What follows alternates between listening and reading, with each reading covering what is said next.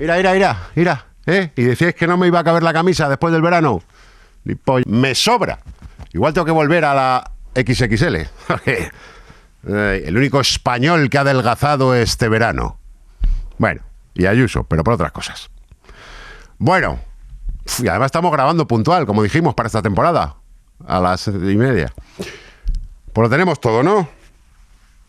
Sol, camisa nueva. Venga, Alicia. Cabecera, que además tiene que ser nueva este año, ¿no? Alicia. Cabecera. Alicia.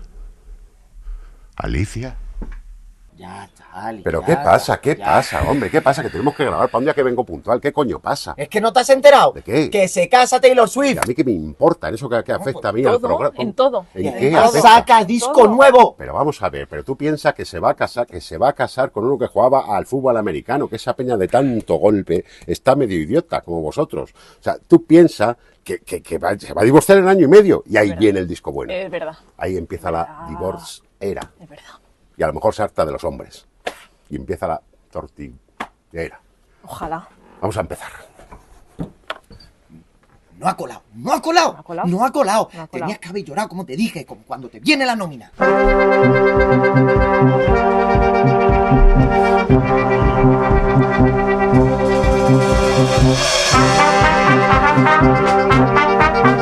¡Vamos!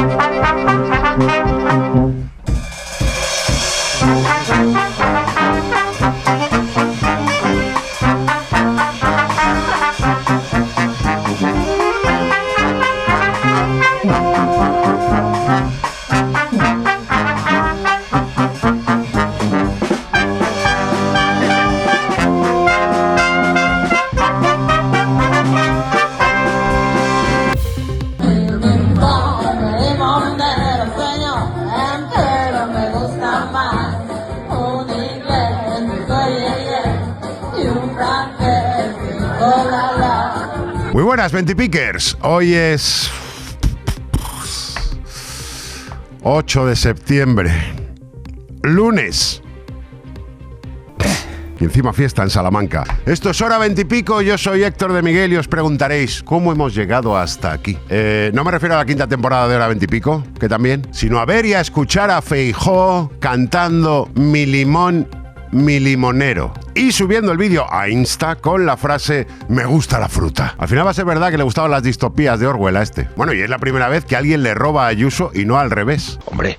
Y como sé que ni Silvia Inchaurrondo, ni Jesús Tintora, ni Ángels Barceló os han sabido explicar bien este declive político, vamos a hacer un repaso a lo que ha pasado este verano y que hemos dado en llamar la olla podrida, con todo el respeto a la receta original, ¿eh? Porque lo que se está cociendo aquí lleva muchos ingredientes extraños que es fácil que luego te repitan y es fácil incluso que se te eche el guiso a perder. Aquí empieza la quinta temporada triunfal de Hora 20 y Pico. ¿Qué les pasa a los políticos en verano? Lo primero y básico en esta receta es un par de huevos casi tan grandes como los de Noelia Núñez, diputada nacional y llamada a ser pues la próxima Ayuso, que no tenía los estudios que se suponía que tenía. O sea que no solo va a ser la próxima Ayuso, también va a ser la próxima Cifuentes. No me voy, me quedo. Bueno, toda esta historia acabó con la dimisión de Noelia. Lo peor no es que se haya inventado el currículum, eso es lo de menos. A ver si os creéis que estos tienen carrera. Me pone uno de estos aquí de filología. Coño, inventaos una carrera de verdad, joder. Es que ni en la imaginación estudian carreras con salida. O Aymar, que nos lo encontramos en un parque, le dio pena a Pepa Bueno y se lo quedó. Gin tonic. A ver, que además si van a utilizar tener estudios para lo mismo que La Calle o Ramón Rayo, pues casi mejor que no los tenga. Y encima no sois mejores porque os gusta leer. Lo peor es que a Noelia, como a toda la buena gente del PP, le gusta presumir de títulos porque de alguna forma tienen que meterle a la gente en la cabeza que existe la meritocracia. Bueno, y ella iba por ahí, madre mía, no era Noelia Núñez, era Noelia da Vinci. Bueno, en su faceta de inventora se parecía bastante. Estás en primera línea porque eres profesor de ciencias políticas, además licenciada en Derecho, Filología Inglesa, Ciencia Jurídica de la Administración Pública, es decir, que te has formado bien. Sí, bueno, ahí Muy hay algo. bien. Profesora no soy, No, no, vale, pero vale. bueno, Te gusta me gusta estudiar. Me y gusta te has estudiar. formado Y muchas cosas que me sí, alegra mucho. Me he sacrificado como tantos y tantos jóvenes en este Efectivamente. país y bueno, pues ahí estamos. O sea, es que le gustaba estudiar, pero es que hacer los exámenes no. El PP es así, lo mismo desaparece el título que el político. Al final está la España rural en la que yo he crecido. Si además en el PP el único título que cuenta es el nobiliario. Es el género que tienen los del PP. Son nobiliarios. Venid fuertes, ¿eh? No, ya os iré yo bajando ya. Pero bueno, por suerte, la pequeña Noelia, nuestra de honoris causa, ahora está en un lugar, no sé si mejor, pero donde nadie le da importancia a los estudios. A3 Media y Mediaset. Y hablando de lugares donde también podrían haber acabado excargos del PP, Torre Pacheco. Nos pegan. Que durante unos días se convirtió en Marinador. Venga todos, Marinador, ciudad de nazistas. Después de que varios dirigentes de Blex aportasen otro ingrediente básico, hacía mucho que no hacía Blex, de la olla podrida, la oreja adobada, y utilizasen la agresión a un señor de allí para alentar el odio y el racismo, como si les hiciera falta buscarse alguna excusa para ser racistas y fascistas. Varias organizaciones fachis aprovecharon que en verano tienen menos curro todavía y se desplazaron hacia Torre Pacheco a salvar a su población de la violencia, creando un clima de violencia. ¡Ay, qué bonito! Solo faltó Iker ahí, pero claro, le pilló de vacaciones. Y él en vacaciones solo está atento al Instagram o al Twitter a ver quién le gasta bromicas. Bueno, y eso que con las botas esas que tenía desde la Dana podía haber hecho el paso de la Oca perfectamente también. Pero claro, lo de Torre Pacheco, como no pasó en un parking... Total, que Torre Pacheco ha sido el campamento de verano de los fachas porque claro, es que en Ferraz con tanto asfalto es insoportable estar en julio. Bueno, y esto de nazis habrá que verlo también, ¿eh? Porque según Interior, algunas de estas organizaciones solo las forman amantes del campo y del deporte. Bueno, fíjate si fomentan la vida sana que incluso atacaron un kebab. Yo no tengo por qué saber lo que es halal. Aunque hay que reconocerle a esta gente que la verdad como homenaje a Hitler ha sido imbatible lo de renunciar a usar el cerebro.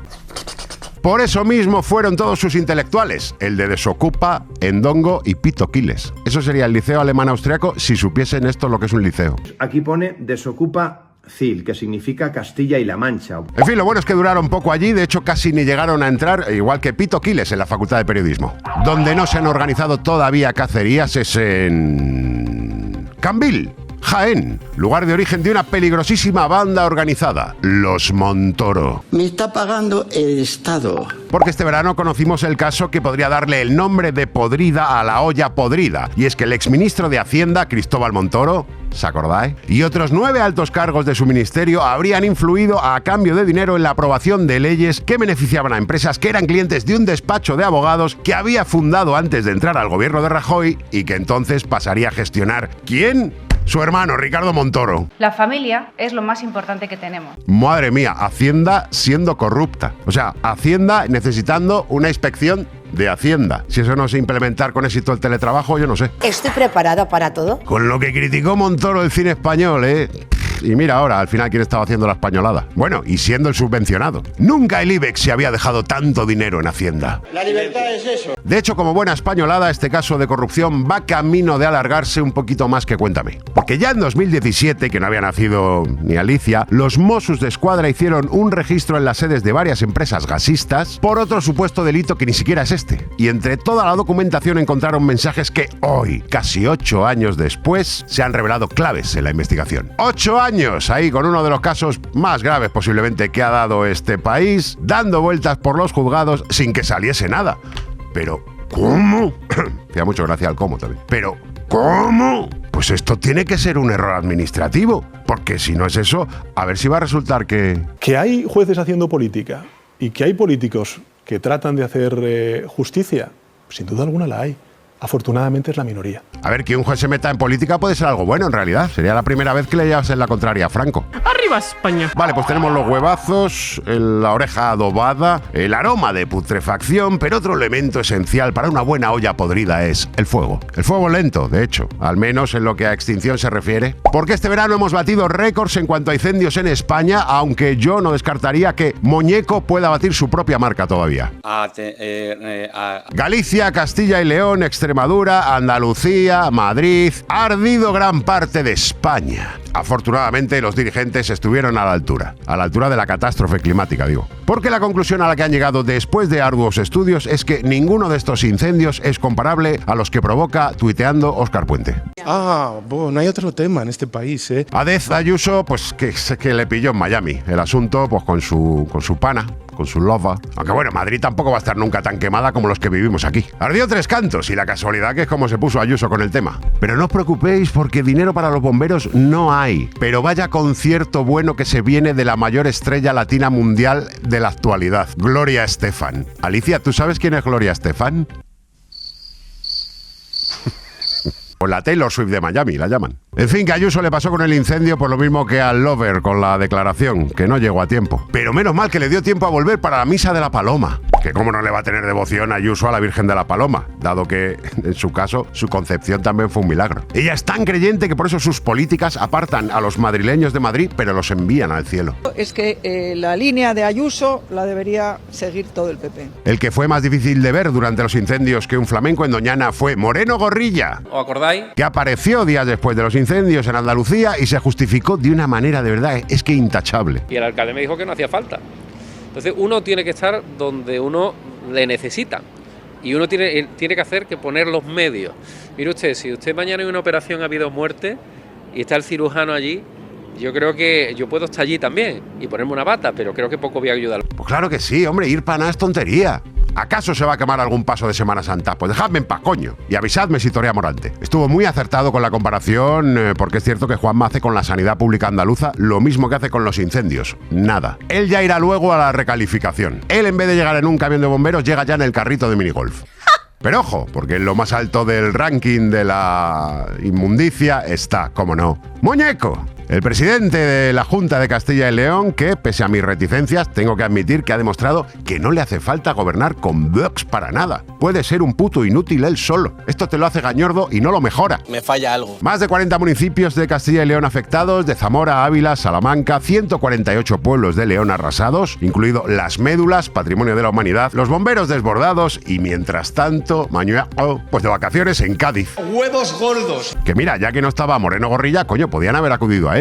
Si los presidentes del PP son todos intercambiables entre sí, y paje. Ya la gestión empezó un poquito regular porque mientras el fuego avanzaba, su consejero de Medio Ambiente, Suárez Quiñones, estaba comiendo en la Feria de Muestras de Asturias, a la que nos imaginamos que fue a mostrar su ineptitud. Tenemos la mala costumbre también de comer a mediodía, que es una mala costumbre que también pues cumplimos, ¿no? Pues este es el que aconseja. ¿Cómo será la cosa, eh? A ver si la solución para que los dirigentes del PP dejen de ser unos inútiles es el ayuno intermitente. Vale ya de bulos. Luego ya apareció por fin Muñeco y dijo que no iba a elevar el nivel de alerta a 3 porque no iba a servir para nada. Que aquí le doy la razón, porque estando él al mando, por mucho nivel que subas, no se nota. A Muñeco solo le arreglamos con el nivel 155. Pero bueno, lo importante es ser optimista. Absolutamente convencido de que pudimos hacer cosas mejor. Y sé también que en cuestiones de fondo hay margen de mejora, porque toda crisis, por definición, es siempre imperfecta y siempre mejorable. Yo creo que ya podemos afirmar que Muñeco es lo peor que le ha pasado a Castilla y León desde la misma formación en sí de Castilla y León. Cosas mejor, dice. Pues yo qué sé, tener más bomberos, pagarles lo que se merecen, tenerlos en nómina todo el año, hacer labores de limpieza en los montes en invierno. Pero claro, aplicar esto es difícil porque en su caso las ideas de bombero ya las tiene él. En fin, que nadie se preocupe porque en primavera habrá elecciones en Castilla y León y toda esta rabia, toda esta tristeza, toda esta indignación se traducirá en otra mayoría absoluta del PP. Oye, y hablando de mayorías absolutas, ¿y Rueda? Pues Alfonso Rueda comportándose como un digno sucesor de Feijóo, no haciendo ruido, con los medios de Galicia comprados y esperando a que los que digan bobadas sean otros, que eso siendo del PP no es difícil. El que quiera ayudar, que ayude. No vaya a ser que en Galicia, gobernando él con mayoría absoluta y teniendo el PP la mayoría de alcaldías desde hace no sé cuántos mil años, tenga él competencias en algo. Bueno, pensándolo bien, competencias ha demostrado que no tiene. ¿Cómo sería el desconcierto en Galicia que el alcalde de Vigo se quejó en plan, pues coño, habéis puesto las luces antes que yo? Estarán ahuyentando los malos espíritus, pero los malos presidentes no. ¿Y qué sería de una buena olla podrida sin judía? Cuidado. Bueno, hablamos de la vuelta sionista a España, venga, que ha sido objeto de varias protestas en favor de Palestina en diversas ciudades del recorrido. La más bonita, sin duda, la protesta, digo, la de Bilbao. Pero qué caro, Bilbao. La mejor. Claro, por eso actuamos allí el próximo 3 de octubre, que ya no hay entradas casi. Pero podéis ir el día antes al mismo sitio a ver a José Manuel Choto. Bueno, y también podéis venir el 4, sábado, a vernos a Pamplona. O incluso el 13 de diciembre a Zaragoza. Las estaban dirigidas contra la participación del equipo estrella, el Israel Terz. Buenas noches a todos. Ah, no, Israel Tetz, que ya me parecía a mí. Si la familia de este, eso sí que es una megaestructura nazi. ¡Free Palestine! ¡Sionismo! ¡No al genocidio! ¡Ciclista, cambia la ruta! ¡Israel, hijos de puta! Hombre, callarse. Pues estáis tontos, hombre, que si en este programa estamos a tope con Palestina. Sí, pero la propiedad de Prisa es americana. ¿Qué coño va a ser? La propiedad... Aquí somos propiedad del PSOE. Y de la audiencia. Venga, fuera de aquí, fuera, que al final os van a hacer un relaño. Afortunadamente, las gentes de bien ya han construido su eufemismo equidistante para salir del paso, que dice así: lo de Gaza es una cosa y la vuelta es otra. La verdad es que eso no tiene discusión. Aunque siento discrepar, tiene mucho de ciclismo la agresión a Palestina. Los soldados israelíes también van un poco dopados. Y el genocidio de Gaza, al ritmo que va, eso ya es un sprint final, ¡Hala, a morirse! La intensidad de las protestas ha llevado al equipo Israel Tech a quitar el nombre del maillot y la estrella de David, un poco a regañadientes, pero voluntariamente, como cuando tienen que permitir un corredor humanitario. Hija, ¿qué hacer sino reír, verdad? Además, estos incidentes nos han dejado análisis tan profundos como los huecos que dejan los misiles de Netanyahu. El día de hoy estoy convencido que había algunos que hasta hace 2 días estaban celebrando el asesinato de guardias civiles, de concejales, de policías o de militares. Madre mía, cómo ha cambiado y cómo ha madurado el hijo de Herrera, Y decíais que era nepotismo. No, señor, es meritocracia. Bueno, le das un minuto más y llama a terrorista a Indurain y acaba gritando que te vote Perico. Que bueno, está feo, poner al mismo nivel a las víctimas del terrorismo y a los ciclistas, aunque no está mal tirado, porque el que pulverizó el crono en una meta volante fue Carrero Blanco. Y no podía faltar en nuestra olla podrida una buena pata, en este caso un poquito de humor blanco, pero blanco de supremacista. Porque la derecha y la extrema derecha, valga la redundancia, han estado este verano jaja, jiji, todo el rato con bromis. Que no da por perdida la batalla cultural, claro. Siguen buscando a su cómico de referencia, claro. Lo de Miguel Lago no acabó de cuajar. ¿Cómo voy a ser racista si me he traído un negro a casa? Y han organizado su propio casting recuperando aquel mítico programa Genio y Figura hasta la sepultura. El primero en aparecer sobre ese escenario ha sido Fachascal, dispuesto a librar su particular batalla de Trafalgar a base de chistes. El líder de la sucursal española de Milei, vaya usted a llevar las elecciones, esta vez no ha sido tu padre, citaba una noticia sobre el Open Arms y decía, voy a imitar a Abascal, no, ese barco de negreros hay que confiscarlo y, ojo, en mayúsculas, hundirlo. Para que sirva de advertencia de cuál va a ser el final que les espera a todos los multimillonarios y políticos que promuevan la invasión de Europa. Es que te meas con Barbascal, Siempre tan políticamente incorrecto ahí jugando al límite. Bueno, se nota que han echado a Monasterio del partido. Si no, ¿de qué iba a criticar a los negreros? Porque las mujeres facturan. Parecía que esta edición de Genio y Figura hasta la sepultura estaba ganada hasta que Tellado, ¿os acordáis? Tellado dijo, sujétame el cubata. Vio el camino despejado el fin de semana y dijo, voy para allá, que la ocasión la pintan calva. Por ser el primer día, Aquí podemos empezar a cavar la fosa donde reposarán los restos de un gobierno que nunca debió haber existido en nuestro país. ¡Fua, qué tío, Al final va a tener más salidas que entradas. Fosas, ha dicho. ¿De dónde le habrá venido, la inspiración? Fosa. Pues de las fosas nasales no creo. Meternos a todos en fosas. Ese debe ser el plan de vivienda del PP, que para criticar tanto el cambio climático no paran de reciclar. Pero bueno, está bien comprobar que en el PP no solo heredan los apellidos franquistas, también el argumentario. Me vais a matar, pero viva Franco. Y así es como hemos llegado a las últimas horas en las que hemos podido ver a Feijóo atreviéndose con la comedia musical en sus 64 cumpleaños. Mira, al final le va a venir bien lo de ampliar la edad de jubilación para volver a intentar ser presidente.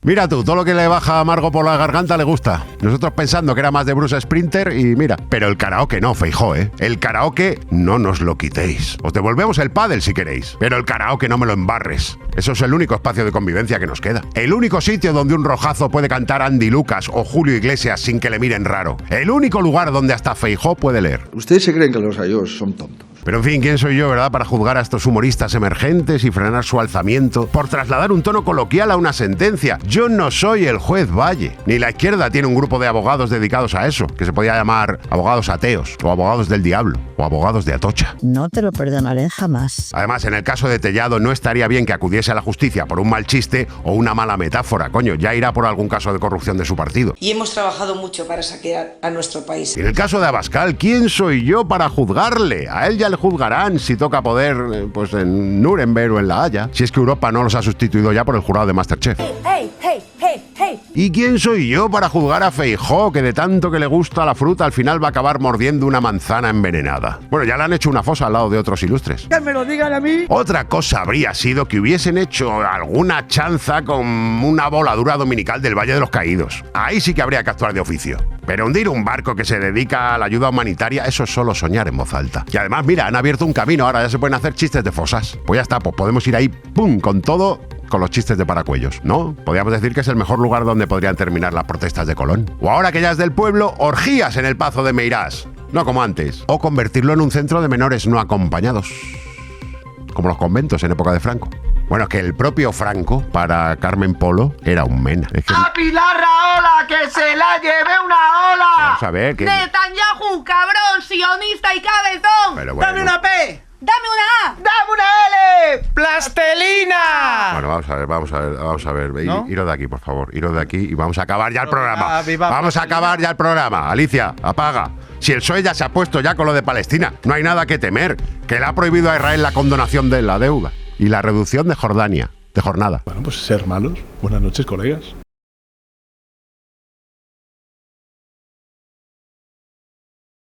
Alicia, oye, perdona que te llame por teléfono, que ya sé que te da ansiedad, pero ¿cómo va lo de la cabecera nueva?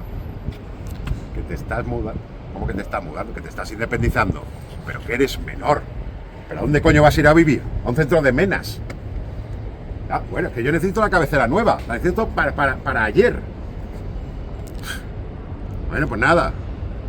Hala, venga, pues ya os llevaré unos tuppers al piso. ¿Qué te iba a decir? ¿Te gusta el rabo de toro?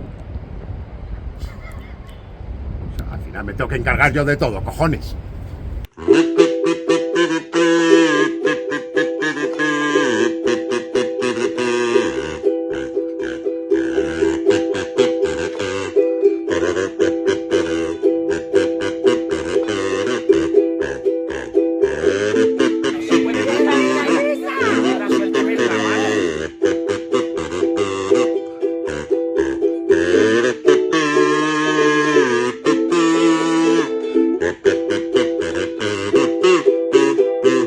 La tapa, que no está abandonada. Muy buenas, hoy es martes 9 de septiembre y si sois 20-pickers es porque estáis viendo hora 20 y pico. 5 temporadas ya de rigor, de periodismo del barato y sobre todo de tontuna. Yo creo que España no está para chistes. Bueno, pues precisamente por eso no eres presidente, Alberto, porque algunos chistes es que son insoportables. El que sí está para chistes, aunque sean, yo que sé, los que me escriben estos, es un servidor que yo creo que a estas alturas ya sobran las presentaciones. Me llamo Francisca Javiera y soy mujer. No, me llamo Héctor de Miguel. Precisamente Borrego tenía que apellidarse este señor de Dax, que le sirve de apellido y de apodo para el programa. Pero dejemos de hablar de mierdas que flotan y vayamos con otra gente que sigue a flote de milagro. Internacional. Atacan a una embarcación de la flotilla que está rumbo a Gaza en el puerto de Túnez. El ataque se ha producido por un dron, los patinetes del aire, y por suerte solo ha provocado un leve incendio y daños superficiales. O sea que Israel ya podría estar atacando a la flotilla sin que ni siquiera vayan niños a bordo.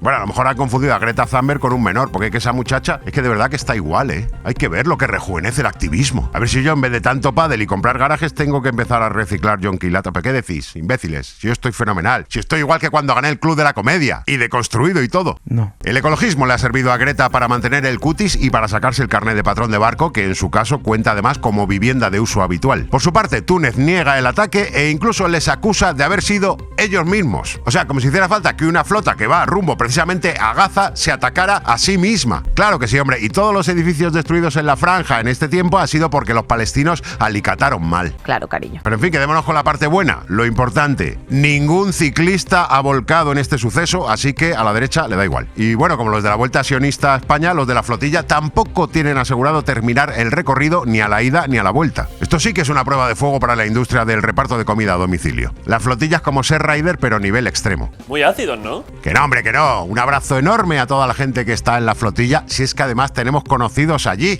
Bueno, ¿qué digo conocidos? Amigos, como por ejemplo Carlos de Barrón, que antes curraba en la cadena SER y ahora ha dicho: yo creo que voy a tener mejores condiciones si me uno en el velero rumbo a Gaza. Trabajar en la SER es un placer. Carlos Barrón, al que muchos conoceréis por ser uno de los figurantes estrella de los sketches de Hora 20 y pico hasta hace poco, y que ahora trabaja como periodista freelance, no como el resto que se quedan en la redacción. Carlos, ¿cómo estás? ¿Qué tal? Muy buenas, Héctor, ¿cómo estás? ¿Dónde estás ahora mismo, lo primero? Pues mira, estamos en una calle escondida de Túnez, de la ciudad de Túnez, de la capital, donde estamos reagrupando a todos los barcos de la flotilla y donde lamentablemente hemos vivido el incidente de la madrugada de ayer del dron, el ataque del dron contra el barco principal de la flotilla de la Libertad. Efectivamente, ahora hablaremos de eso, porque ayer fuisteis atacados por un dron, pero bueno, vamos a primero a lo importante. ¿Has visto a Greta ya? La he visto, no he podido hablar con ella todavía, pero he compartido espacio vital y la verdad que está tan bajita como parece en persona. Bueno, esto igual queda un poco mal. Eso ha quedado un poco regular, pero bueno, no pasa nada. Luego igual lo cortamos, o igual no pasa nada.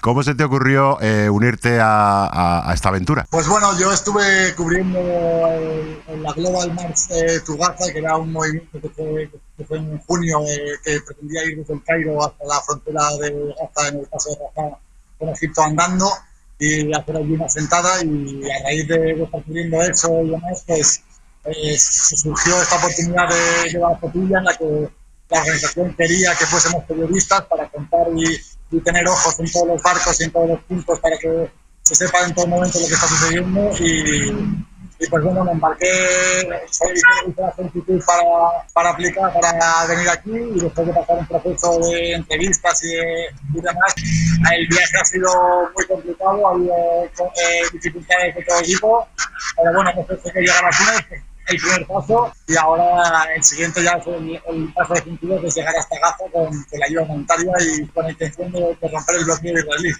Te escuchamos regular, pedimos perdón también a nuestra audiencia porque el sonido es el que es, pero bueno, yo creo que más o menos lo hemos entendido.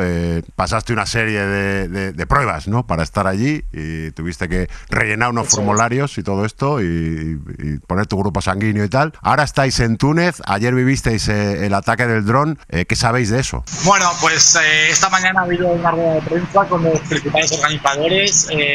Todo apunta a que ha sido un nuevo ataque de Israel contra una acción humanitaria como esta. Todos están de acuerdo con que esto es habitual, no les sorprende, es algo que siempre les ha pasado, que en todas las misiones humanitarias anteriores siempre han sido atacados o han sido interceptados. Entonces, bueno, como que contaban un poco con ello, pero es verdad que el momento de vivirlo y de que suceda, y de que haya habido un incendio en el barco donde viaja Greta, Ana Colau, Thiago Ávila y numerosos activistas de la organización, pues ha supuesto un poco un shock, y ya ha levantado las alarmas en toda la organización, y bueno, la situación aquí, pues la tensión se ha elevado, pero bueno, yo cuando he estado hablando con muchos activistas, porque aquí estamos personas de 44 países diferentes, más de 250 personas en total, y bueno, cuando he estado hablando con ellos, pues me decían que sí, que esto es verdad que te sitúa un poco en la situación y el riesgo que puedes correr si te embarcas en una misión humanitaria como esta, pero todos seguían muy convencidos de que era lo correcto, y que estaban en el lado correcto de la historia, y que era lo que debían hacer, y que tenían que se sentían que postear cosas en redes y hacer denuncias y protestas en las calles estaba muy bien, pero que no podían quedarse en casa, y que tenían que seguir adelante con esto y hasta conseguir llegar a Gaza y romper el bloqueo israelí, que es el principal objetivo de esta misión humanitaria.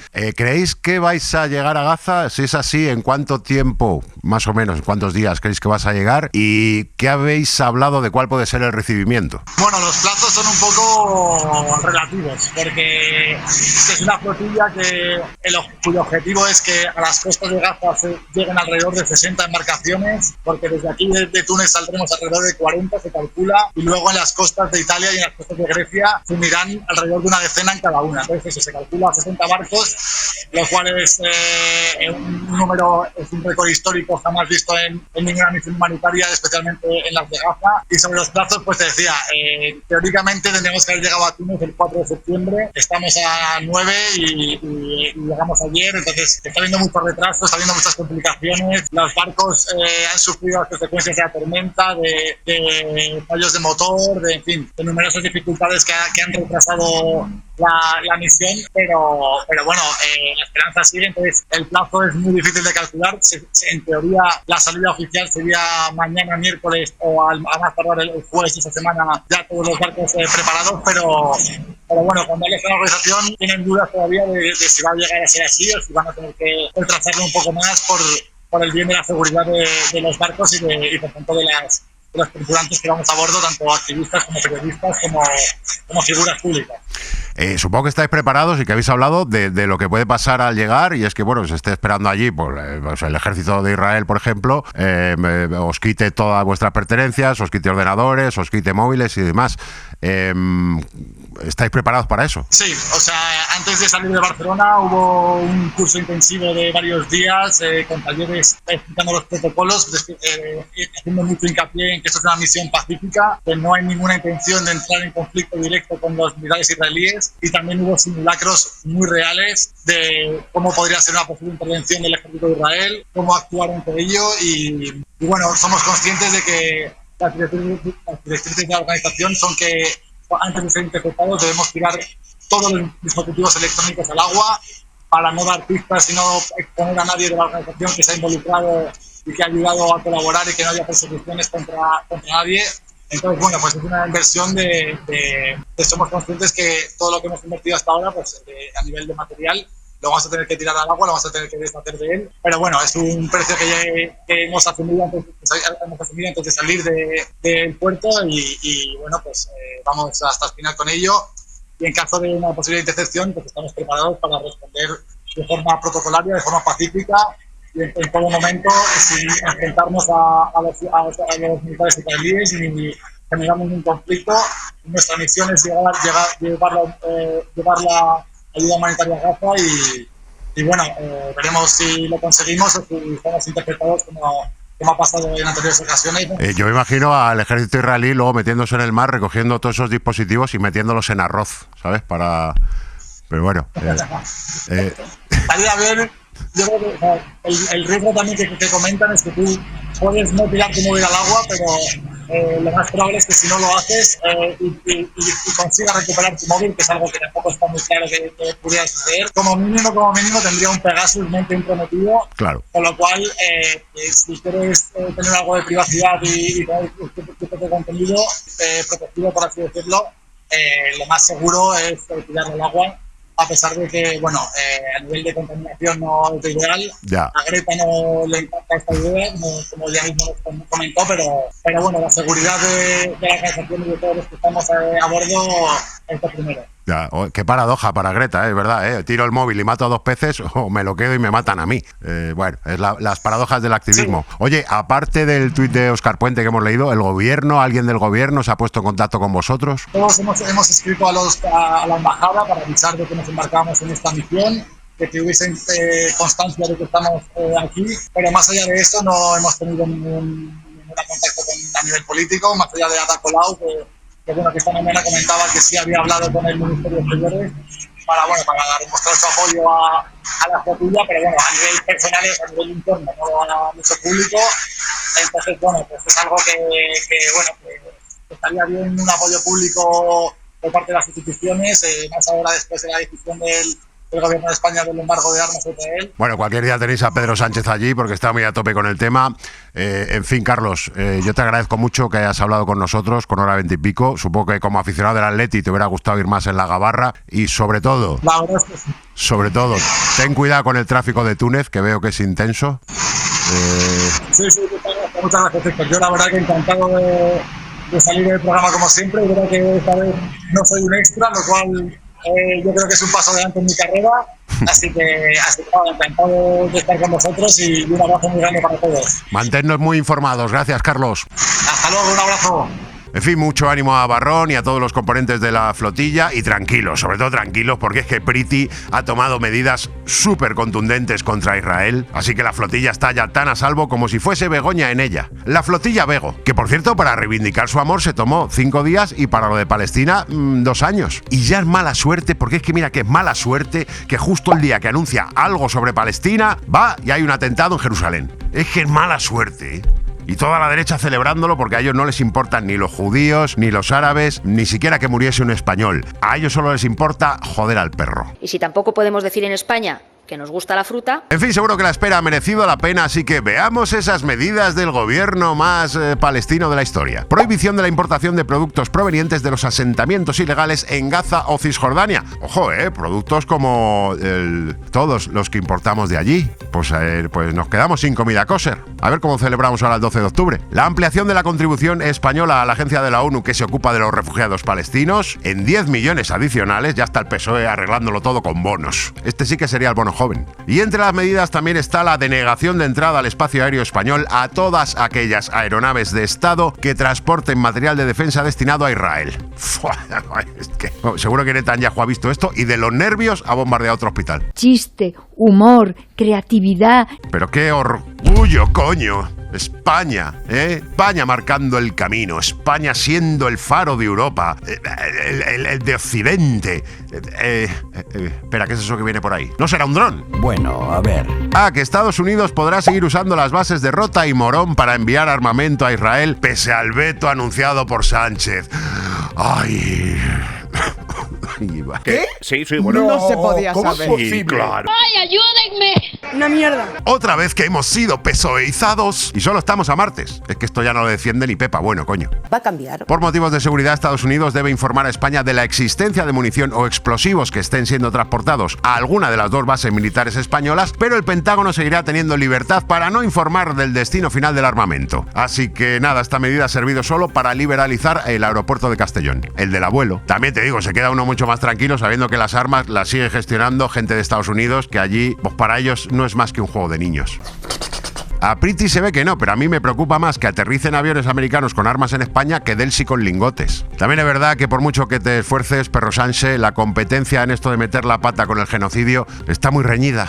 Para mí, no hay un genocidio en Gaza. Ojo a quien dice esto, Principito Almeida, que si le viera a Netanyahu pensaría, un caramelito. Bueno, pues ya está, el de los judíos ha sido el único genocidio, no ha habido más. Lo han patentado ellos, han registrado el tema. Nunca antes hubo, ni ha vuelto a haber, ni habrá. Claro, Almeida no quiere decir que ha habido más genocidios para encubrir a Ayuso. Siempre les digo lo mismo, yo los cuido. Pues mira que Principito Almeida es, tirando a inútil, pero más inútil todavía han resultado ser en la práctica las medidas contra Israel anunciadas por Priti. Héctor. Y otra vez que hemos picado el anzuelo del PSOE, madre mía, que no aprendo.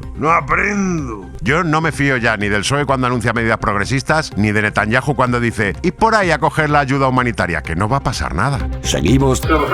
Bueno, ya que estamos con el tema de por qué no hay que fiarse del PSOE, hablemos, ¿por qué no?, de la ley Mordaza. Nos pegan. ¿Qué? Es que no os lo vais a creer. Se complica la derogación otra vez, principalmente porque no se ponen de acuerdo en los insultos a la policía. En la condena, no en insultarles, que habría que ver esas conversaciones. Los policías, sin embargo, sí que tienen claro lo que te corresponde por insultar al gobierno. Un ascenso. Borchenoso. Y parece que otro punto que está complicando la negociación son las balas de goma. Las balas de goma, que igual deberían aligerar cualquier negociación. ¿Y no sería más fácil cambiarlo por el paintball? Que tú vayas a una mani y acabes pareciendo que te has ido a un desfile de Agatha Ruiz de la Prada. Si no, yo es que me quedo en mi casa con un yogur. Que parezca que te has tropezado en una copistería. Bueno, con este asunto va a pasar como con el lawfare, que no se van a dar cuenta del problema hasta que le saquen a ellos un ojo con una pelota de goma. Cosa que no va a pasar porque para eso tendría que ir primero a una manifestación. Aunque a Pedro Sánchez ya no le afecta nada porque ya lo han convertido en un muñeco de goma. En fin, la ley Mordaza, que no nos la quitamos de encima. Y mira que desde 2015 llevamos con ella, ya es patrimonio de la humanidad. Está más protegida la ley Mordaza que el paraje de las médulas. Trampantojos. Hablando de brutalidad policial, vamos con Estados Unidos.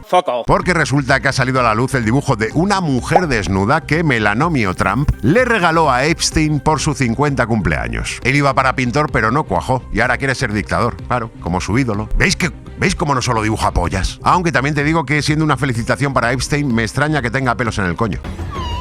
Y es un detalle que no tenga extremidades porque así les gustan a los depredadores sexuales, que no se puedan defender. Eso no es humor. Bien, si os ha impactado el dibujo, ya veréis el contenido, porque aquí es donde se luce el risqueto sudoroso. El texto completo emula algo que parece el breve fragmento de un guión cinematográfico y arranca con una voz en off que dice: debe haber algo más en la vida que tenerlo todo. Uf, yo creo que esto es duro, pero yo creo que le pega una musiquita. Alicia, mete música. Donald, sí lo hay, pero no te diré qué es. Jeffrey, yo tampoco, pues yo también sé qué es. Donald, tenemos ciertas cosas en común. Jeffrey, es cierto, ahora que lo pienso. Donald, los enigmas nunca envejecen. ¿Te has fijado? Y dice Jeffrey: de hecho, me quedó claro la última vez que te vi. Donald, un amigo es algo maravilloso. Feliz cumpleaños y que cada día sea otro secreto maravilloso. ¿Qué hacía referencia a la paja? Bueno, quizá no envejece bien esto de que cada día sea un secreto maravilloso cuando Epstein es la segunda persona después de Netanyahu que más infancias ha arruinado. Aún así, muy detallista Donald, ¿eh? Claro, muchas veces te preguntas, ¿qué le regala un rico a otro rico? Pues un tronco dibujado, porque un tronco de verdad seguro que ya había en la isla. Vete a saber tú si este regalo de mierda fue lo que llevó a Epstein a suicidarse. Ocio y tiempo libre. Y hablando de amor entre hermanos, Victoria Federica hoy cumple 25 años. Bien.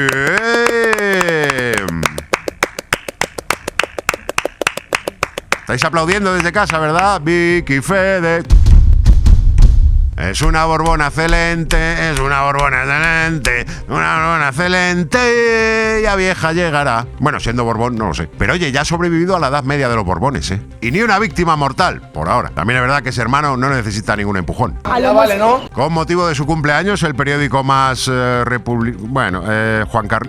País ha recopilado las mejores imágenes de Vicky Fede y, por supuesto, este programa no iba a ser menos. Bueno, lo nuestro en realidad es más un collage en homenaje a su genética. 25 años, 25 afters. Yo siempre que puedo intento ayudar cuanto pueda y la verdad que cada vez que lo hago es como una, no sé, es un momento de, yo creo que incluso paz de decir, joder, pues para la gente que lo necesita. Para la gente que lo necesita. Froilán y Victoria Federica usaron las tarjetas Black de Juan Carlos I para viajes en Uber y compras en el Corte Inglés. Victoria Federica atropella en caballo a una joven en la Feria de Abril de Sevilla. Felicito a Victoria Federica. Más que un título, heredo pues los valores que me ha dado mi familia, mis abuelos, mis padres, mis primos, mis tíos. Fraude fiscal, blanqueo y amenazas. La inmunidad salva a Juan Carlos I de media docena de acusaciones. Cristina, hermana del rey de España, comparece ante la justicia por el caso Nos. Mi hit es meter petardos en los cigarros a mis amigos. ¿Rezas a menudo? Sí. ¿Y vas a misa los domingos? Alguno. Felicidades, Vicky Fede, por otros 25 sin cotizar. Cultura. Bien, y hablemos ahora de cloacas y de fontaneros célebres que van de rojo. Y eso no es un trabajo para el PSOE. No, esa no, por favor. Me refiero a que hoy es el 40 aniversario de Mario Bros. Bien. Teren, ten, teren, ten, ten, ten, ten, ten, ten. Ahora no, ahora ya no la sacas de ahí. Bien, nuestro ídolo de 8 bits que tiene los colores del PSOE y luego, bueno, está Luigi también, su amigo, cuarentón, que debe ser de Blux porque va de verde. Bueno, que a este equipo le representa muchísimo Mario Bros, porque va siempre con la misma ropa, coge monedas del suelo y está pluriempleado. ¡Mamma mía! ¡Me volví a dar con la tubería! Pero hombre, Super Mario, ¿pero qué llevas ahí? ¿Un champiñón? ¡Mamma mía! ¡Es mi comida! Míralo, otro cuarentón comiendo setas. Parece que vienes del Viña Rock. Bueno, que nada, que bienvenido al club de los cuarentones, Super Mario Bros. ¿Cómo lo estás llevando? ¿Me puedes dar unas monedas? Porque me han puesto una multa porque me he pasado con la velocidad del Mario Kart. No, normal. Bueno, mira, eso hay un asesor de Ayuso que te lo puede mirar perfectamente. Pero sube, hombre. Ah, bueno, es que con la ley de protección animal me han quitado a mi Yoshi, que dicen que es un animal exótico. ¿Pero eres italiano o eres gallego, Mario? No lo sé. Desde luego tú sí que eres un animal exótico, ¿eh? Si te hubieses tenido tú que ocupar de rescatar princesas, ya no habría monarquía. Bueno, eso cuando consigo rescatarla y no me la jode el Bowser, la Mario Party, y se la lleva la tía. Ya, bueno, al final el bueno es ese, Bowser, el republicano. Sí, pero ese me pega. Aquí tenéis pelotas de goma y nosotros tenemos caparazones de colores. Ay, en fin, Mario. Bueno, te voy a despedir como te mereces, ¿eh? Apaga, Alicia, apaga, porque Mario nos enseñó algo muy importante para nuestra adolescencia: cambiar monedas por setas. Bueno, pues ser malos. Buenas noches, colegas. Ah, bueno, es que con la ley de protección... De repente el gallego, ¿eh? Alicia Blanco, llamando a... ¿Tú qué eres, de melón o de sandía? Yo soy de tener la puta cabecera nueva de hora 20 y pico a tiempo. Y estamos ya a miércoles y llevamos 3 días sin la puta cabecera. Alicia. Es que me estoy mudando, estoy muy liada. ¿Te está mudando de Sí. qué? ¿De piel? No, de piso, de piso. ¿Pero cuánto dura esa mudanza? Porque llevas mudándote 27 días. Lo que dure. No, lo que dure no. ¿Y mi cabecera qué? Alicia, es el momento. Haz tu magia. Improvisa. Crea. Saca toda tu creatividad. Pero quiero una cabecera para hoy. Hoy. Miércoles 10 de septiembre. Nueva. ¡Hala! Mírate de aquí.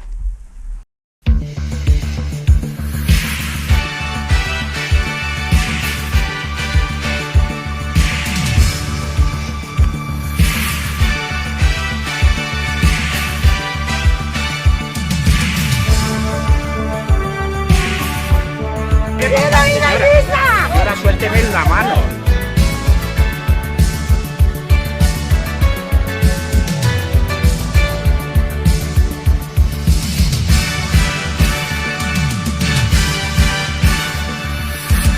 Que le quites la tapa, que no estás grabando nada. Muy buenas, hoy es miércoles, por fin. 10 de septiembre, vamos. Yo soy Héctor de Miguel y esto es Hora 20 y pico, probablemente el programa de entretenimiento más relajado de la parrilla ahora mismo. Que estamos jodidos. Y hoy con extra de diversión, porque aunque no lo creáis, hay un lugar en el que el público está más tenso que el de la revuelta en una entrevista con Mariló. No se le maltrata. Si es que yo creo que la gente muy taurina tendría que... Esa acupuntura. Bueno, y que a lo mejor le gusta a Mariló porque hay maltrato animal, hay gente de blogs. Efectivamente, hablo ya de la clásica, la mítica, la histórica. Sesión Descontrol. ¡Sección Descontrol! Ayer Super Mario Gallego. Esta temporada os estáis pasando un poco, ¿eh? En el guión pone claramente que salga Pedro con máscara de un toro gritando sesión de control. Lo del mu ha sido... Ha sido aportación, Sí, ¿no? ha sido una aportación artística. ¿Crees que tus compañeros han aprovechado el principio de temporada para putearte? No lo creo, yo no jamás pensaría eso.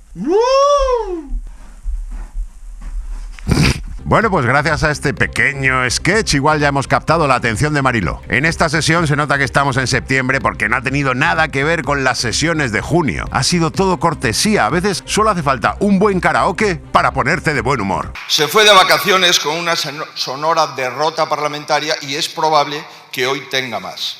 Pero sabe una cosa, usted ya no tiene en la cabeza los españoles. Usted ya solo tiene miedo. Solo le mueve el miedo. Bueno, pues puede que Priti no nos tenga en la cabeza, pero igual nos tiene en un sitio más importante.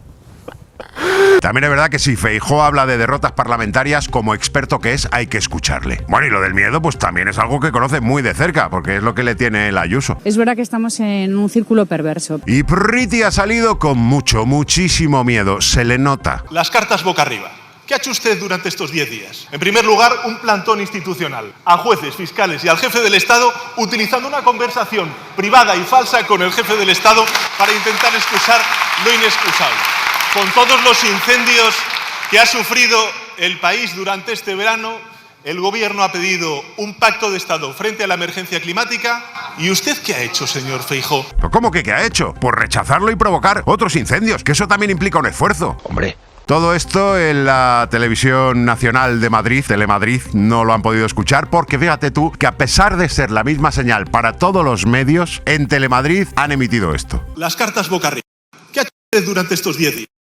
En primer lugar, institucional y al jefe del Estado. Esto que no es la primera vez que pasa en Telemadrid, puede parecer un fallo técnico, puede parecer que lo hacen adrede para joder al perro, pero no, en realidad es una manita que le echa Telemadrid a Ana Rosa para que no siga perdiendo audiencia. ¡Viva Ana Rosa! Uf, Telemadrid silenciando a los parlamentarios, por lo más parecido a un golpe de Estado que ha conseguido el PP. De todas formas, Priti dijo todo esto muy rápido, pero porque ahora tiene otro tema estrella. Gaza. Es que menos la vivienda, cualquier bandera coge Priti. El Gobierno ha situado a España en el lado correcto de la historia. Lo que está pasando en Gaza es un genocidio. Repita conmigo, señoría, es un genocidio.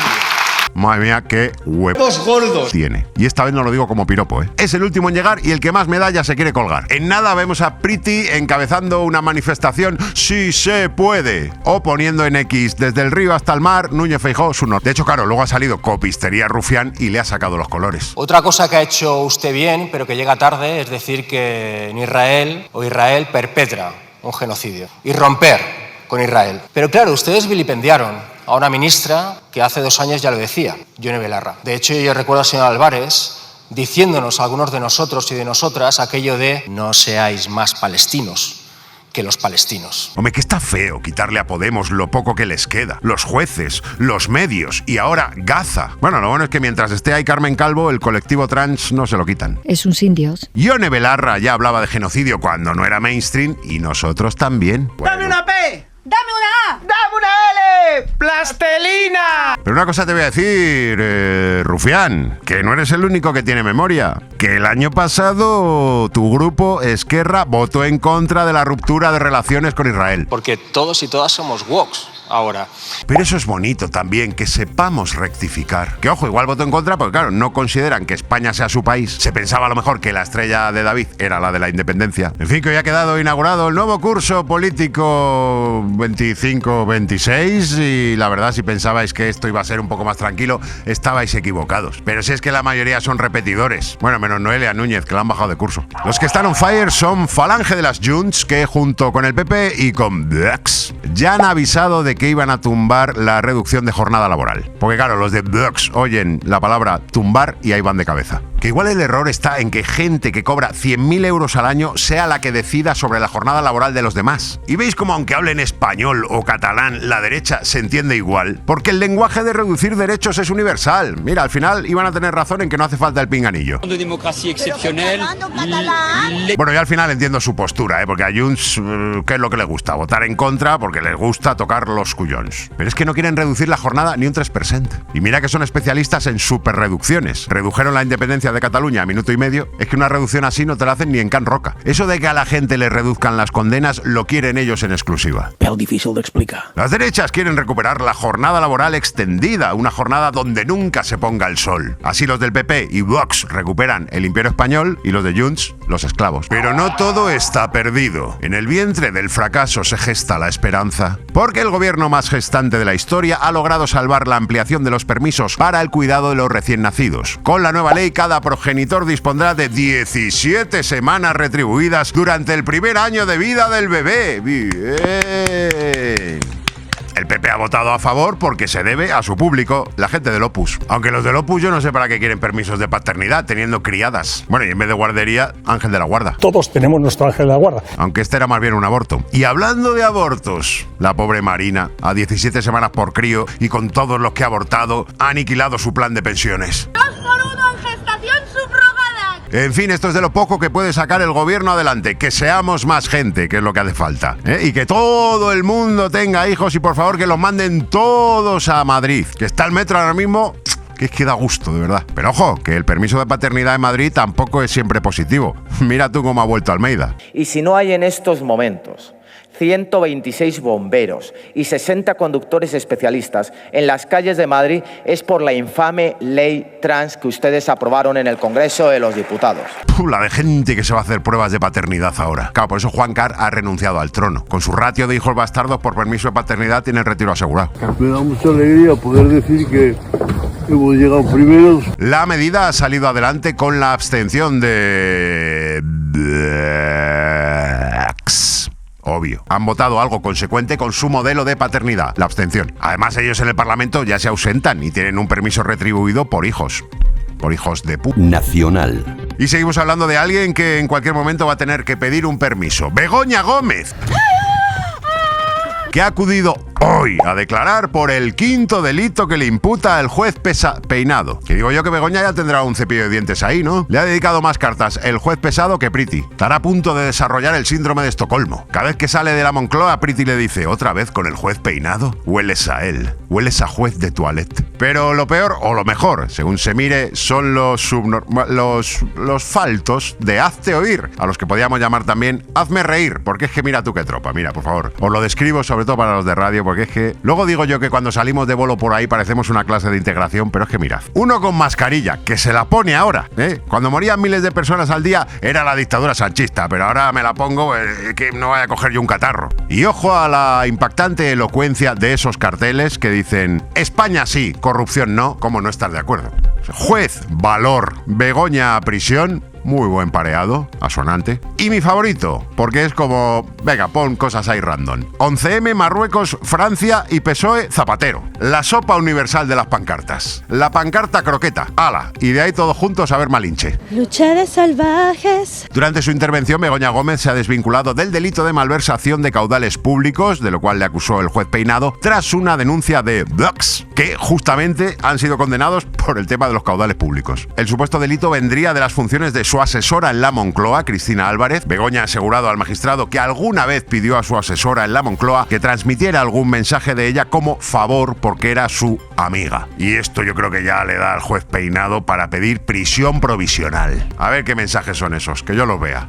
También te digo, Begoña, siento ser yo el que te lo diga. Si le paga Moncloa, igual no es tu amiga. Pero es bonito que pienses que sí sois amigas, como piensas Astre con Ángel, o Endongo con Blacks, o Ábalos con Jessica 20 minutos. Yo creo que al juez Peinado igual le vendría bien irse a una sauna y relajarse, ¿no? Begoña le va a dar la mitad de la fianza en cash y la otra mitad en la única experiencia que aún no ha incluido en las Smartbox. Así pruebas de todo antes de la jubilación, Peinado. En las saunas del padre de Begoña ibas a ver tú lo que son las cloacas, Peinadito. Bueno, el caso es que como el juez Peinado siga alargando el sumario, las bodas de oro se las puede oficiar él, renovando los votos, no para Priti. A ver si este juez, en vez de hacer política, lo que está haciendo es la biografía de Begoña. Internacional. ¡Nepal! Este boli ya no aguanta más, ¿eh? Amigos del Reina Sofía, mandadme más. Nepal, por fin un país del que no hemos hablado nunca en este programa. Nepal, es un país, ¿no? Venga, Nepal. Que trabajes a Wikipedia. Nepal.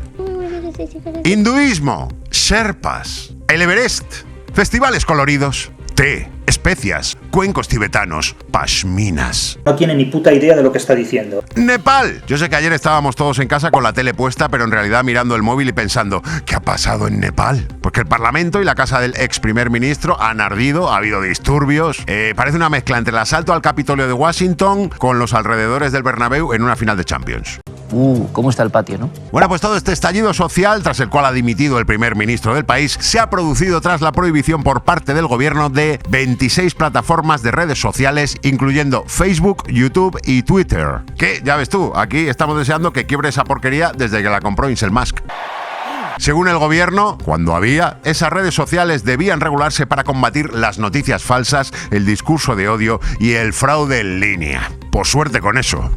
Sin embargo, los críticos con esta ley mordaza argumentan que las regulaciones impuestas pueden otorgar a las autoridades amplios poderes para controlar y eliminar contenido considerado inapropiado o crítico con el Estado. Vamos, que el gobierno en realidad lo que quería es que la única red que funcionase fuese la de la corrupción. Y ya lo llaman, ojo, la revolución Z. Anda, mira, al final va a ser verdad que para que la gente salga a la calle hay que quitarles el Twitter. Y eso que a esta generación la llamaban la generación de cristal. Bueno, pues a partir de ahora va a ser la generación de rompo un cristal y te lo pongo en el cuello. Te reviento la cabeza. Esos chavales ahí quemando el Congreso y apaleando a los políticos que no han conseguido escapar en helicóptero, solo están disfrutando el momento, sin pantallas, viviendo el presente. Paradójicamente, la prohibición de YouTube está dando unos vídeos guapísimos de YouTube. ¿Y la casualidad? Su 15M, en este caso, pues el 9S. Uy, por poco. Es como un 15M, pero la hoguera la han hecho con el Parlamento. Han ido directamente a saltar los cielos. Claro, se nota que viven al lado del Everest porque ahora están en la cumbre, ya estamos, ¿eh? Es que, claro, os estáis aprovechando de que es la primera semana y aún estoy medio de buenas para colarme aquí unos chistes de mierda y juegos de palabras porque no tenéis ni puta idea de Nepal. A ver, qué mierda. Esto es indefendible. Esto... Otra vez, joder. Que yo gané el Club de la Comedia, joder. Esto lo defendéis vosotros, venga, hala, rapidito. Cómo me gusta el olor a Nepal quemado por la mañana. Te meas. Todo esto será juzgado por el tribunal del Himalaya. Es durísimo ese, ¿eh? Te meas. Himalaya. Más que cagar en invierno este chiste, ¿eh? Más duro, ¿eh? ¡Dinos ya! Sociedad. En Nepal hay jaleo, pero no veas la que tenemos montada por culpa de la ropa que fabrican los niños indonesios. Así lo dice este titular de algún redactor hacinado, cual costurero de... Lo veis. Cuando el ligue se cuela en Vinted. Abro comillas. Hemos normalizado que cualquier app sirva para eso. Bueno, parece que hay gente a la que hay que atarle la segunda mano. Resulta que solicitar contenido íntimo bajo la excusa de una compra, en este caso de ropa, recibe el nombre de fetish mining, que traducido al castellano podría ser déjame una braga vieja para hacerme una paja. Claro, en inglés suena todo como más sofisticado, pero bueno, quiere decir que puedes ligarte a alguien que esté interesado en comprar la ropa de tu abuelo, incluso luego pedir que se la ponga, que sería la única manera de que Vicky Fede entrase en Vinted. Sí. Y si estás vendiendo toda tu ropa XL, ¿eso quiere decir que ahora estás super fit y buenísimo? Porque yo estoy vendiendo la ropa antigua de Fernando y José, que van engordando conforme subimos de suscriptores. O sea, aquí no medimos el éxito en visualizaciones de YouTube, aquí lo medimos en agujeros de cinturón. Esto es humillante. También como tienes que estar de salido para allá, viendo la foto de un vaquero desgastado encima de una cama, en una habitación desordenada, decir, uy... me apetece jaleo. Eso es llevar el petting un paso más allá. Eso que ya no te hace falta ni que haya una persona dentro. Pero también te digo, si se ha deshecho del bolso que llevaba a todos lados hace 2 años, ¿qué te hace pensar que no se va a deshacer de ti? En fin, como se entere de esto Ábalos, ya no le hacen falta más catálogos. Se entera de esto Ábalos y la próxima vez tarda 3 meses la UCO en registrarle el armario. Aunque te digo una cosa, ¿sabes dónde de verdad hay gente de segunda mano? En Tinder. Deportes. Hay demasiados runners. Algo habíamos notado, sí. Dice El Mundo, el origen mitológico de nuestra adicción al running es exhibicionista y muy narcisista. Las carreras ocupan el espacio público. A mí me extraña que El Mundo critique a los runners después de entrevistar al Joyas, que ese sí que corrió para esconderse en un bosque. En fin, hagamos algo que nunca haría Trump, dejemos al mundo en paz y vamos al meollo de la cuestión. A ver, los runners. ¿No les podemos poner a todos a correr en algún sitio donde no molesten? Que llega una hora en las ciudades que va más gente corriendo que andando. Es que qué necesidad hay de ir por ahí exhibiendo esos torsos, esas mallas ceñidas de colores, que eso provoca epilepsia. Hay unos cuerpos ahí junto a otros que no paran de sudar y botar de aquí para allá. Que yo no digo que no existan, hombre, pero que no lo llamen deporte. Que en el fondo esa pobre gente lo que pasa es que está enferma. Que hagan sus cosas pero que no molesten, que se vayan, pues qué te digo yo, dentro de la casa de campo. Y otra cosa, ¿por qué todos los fines de semana hay una carrera contra el cáncer y no se ha curado el cáncer todavía? Reflexiona sobre esta frase que acabas de decir. El problema no es el deporte, que a ver, un poco también, sino lo de siempre, fliparte. ¿A mí qué cojones me importa la ruta que has hecho hoy? Los kilómetros, el tiempo, la media de velocidad. Jate de mierdas, vete a ver a tu abuela, coño. Corriendo si quieres, pero vete a verla. Lo bien que vivíamos antes sin saber si éramos pronadores o supinadores. En fin, basta ya de dividirnos con etiquetas, coño. Ya verás cuando estalle esa guerra. Eso va a acabar como los Tutsis y los Hutus. ¿Qué es ese? No, es que yo no corro, estoy cazando Pokémon. Ya. En fin, por todo eso, yo soy más de andar monger, como Rajoy. Y ni aún así me vais a pillar, aunque vengáis corriendo a por mí en los comentarios de este vídeo. Vení, que queremos identificaros a todos y que viváis todos en el mismo barrio. ¿Se han vuelto todos ustedes locos? Bueno, y así llegamos a la meta de hoy, tras esta carrerita llena de chistes, baches y aventuras, que es más de lo que pueden decir los de la Vuelta Sionista. Y hablando de sionistas, ¿lo que está haciendo Israel con Palestina es un genocidio? ¿Cuál es tu postura respecto a la autodeterminación del Reino de León? Tú me tienes que dar una sección y tengo que venir a desarrollar esto. Vaya preguntones que me estás haciendo, tío. O sea, Olga, cuando quieras, gratis. Bueno, me lo voy a pensar entonces. Y que si me das una sección, respondo a eso. Bueno, pues ser malos. Buenas noches, colegas. Y te digo una cosa. Te podrás independizar de todo, Alicia. Menos de mí. Alicia, no tengo yo muy claro que esto vaya a funcionar, ¿eh? ¿Crees que de verdad le va a gustar al viejo? Que sí, que esto nunca lo hemos hecho, que es súper innovador. Le va a encantar.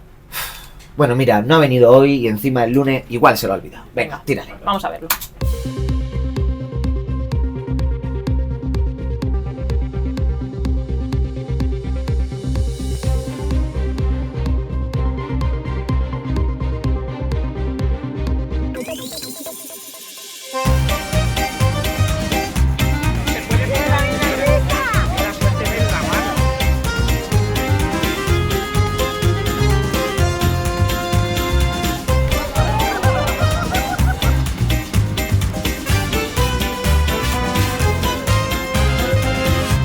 Que le quites la tapa, que no estás grabando nada. Querido Entipicker que nos estás viendo, a veces quizá estás con tus amigos y con tus amigas y hablan sobre Israel y Palestina y tú asientes con la cabeza, ¿no? Y pones cara así como de... pero no te estás enterando de nada. O a lo mejor cuando oyes Gaza lo primero que se te viene a la cabeza es una marca de leche. O a lo mejor estás viendo estos días la Vuelta Ciclista a España y piensas, ¿qué hacen ahí todas esas banderas de Extremadura? Pon atención en los próximos minutos porque te va a venir bien. Hoy contamos con la presencia de la segunda escritora más importante de León. La primera, obviamente, es Marina Lobo. Ella es escritora, es periodista, es corresponsal de guerra. Y hoy inauguramos la temporada de entrevistas de Hora 20 y Pico. Bueno, hoy tiene la suerte de estar en el programa informativo más influyente del mundo libre. Olga Rodríguez.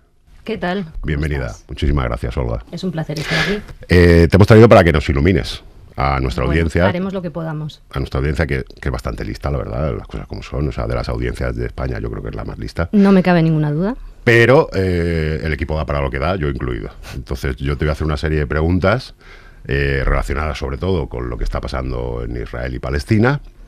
Y tú, si meto la pata con toda confianza, me dices, oye, por favor, esto no es así, céntrate un poco, me echas la bronca, lo que tú quieras.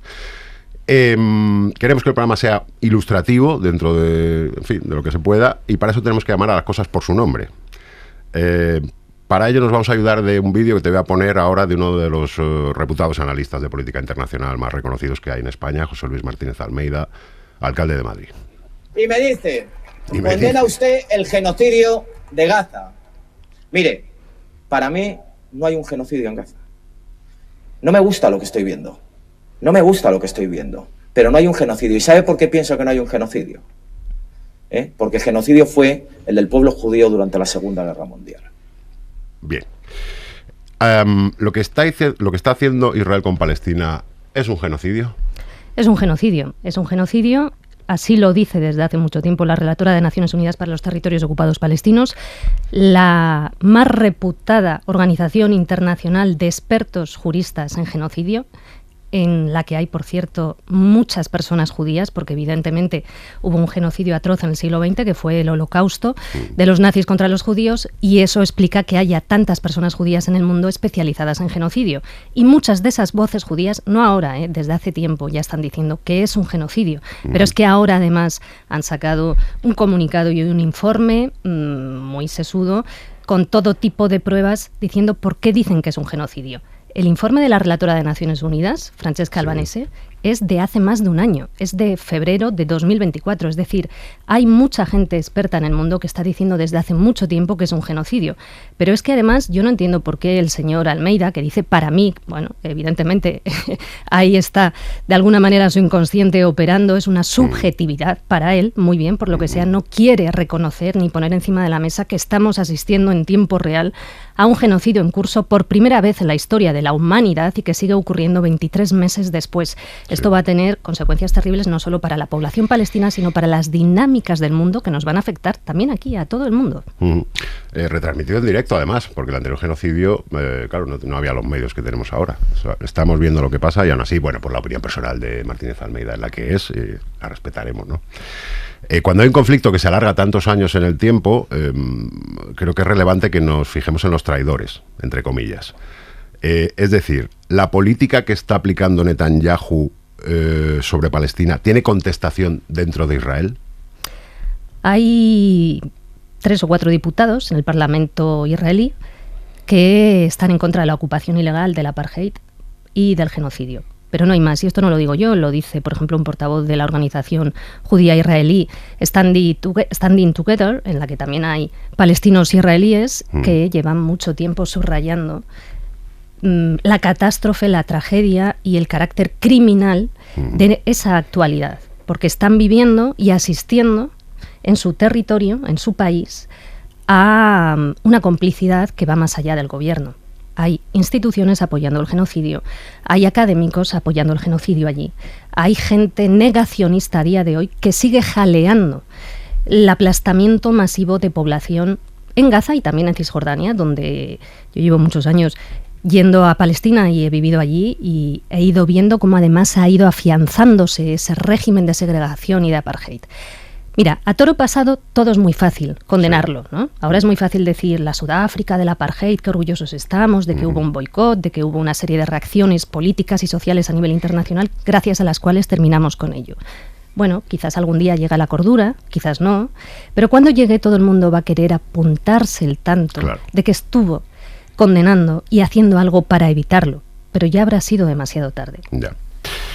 Y la misma pregunta, pero del otro lado.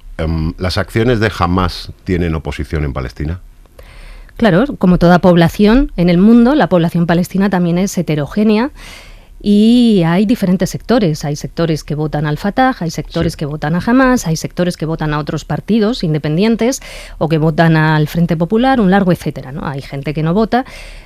Lo que hay unanimidad es en Palestina, evidentemente, porque si no ya sería una tortura añadida pedirle a la víctima que esté en favor de la ocupación ilegal que la aplasta desde hace décadas, del apartheid y la segregación y la discriminación que le niega derechos fundamentales y que está condenado por Naciones Unidas como la ocupación ilegal y que está reconocido por las máximas organizaciones internacionales de derechos humanos del mundo. No hay palestino o palestina viviendo en los territorios palestinos que estén a favor de la ocupación, de su aplastamiento, de su apartheid y ahora de su genocidio, ¿no? Con respecto a lo que me preguntabas de Israel, quiero mencionar, por ejemplo, a una persona que además es amiga mía, Nurit Peled, una académica judía israelí, que hace muchos años que escribe libros en contra de la ocupación y del apartheid y que lleva mucho tiempo denunciando el genocidio. Resalto esto porque sí hay voces así en Israel, lo que pasa que son muy minoritarias. De hecho, hay israelíes que desde hace tiempo se han ido a otros lugares, como Ilian Pape, historiador que en estos momentos da clases en la universidad en Londres, y que siguen denunciando esto, pero que han tenido y han recibido mucha hostilidad dentro de su país, ¿no? Pero hay, claro, nos enteramos de lo que nos enteramos aquí. Hay manifestaciones en Israel, por ejemplo, en contra de la política de Netanyahu, en contra... Sí. Hay muchas manifestaciones en contra de la política de Netanyahu. Esto no significa que todas esas manifestaciones sean en contra del apartheid y de la ocupación.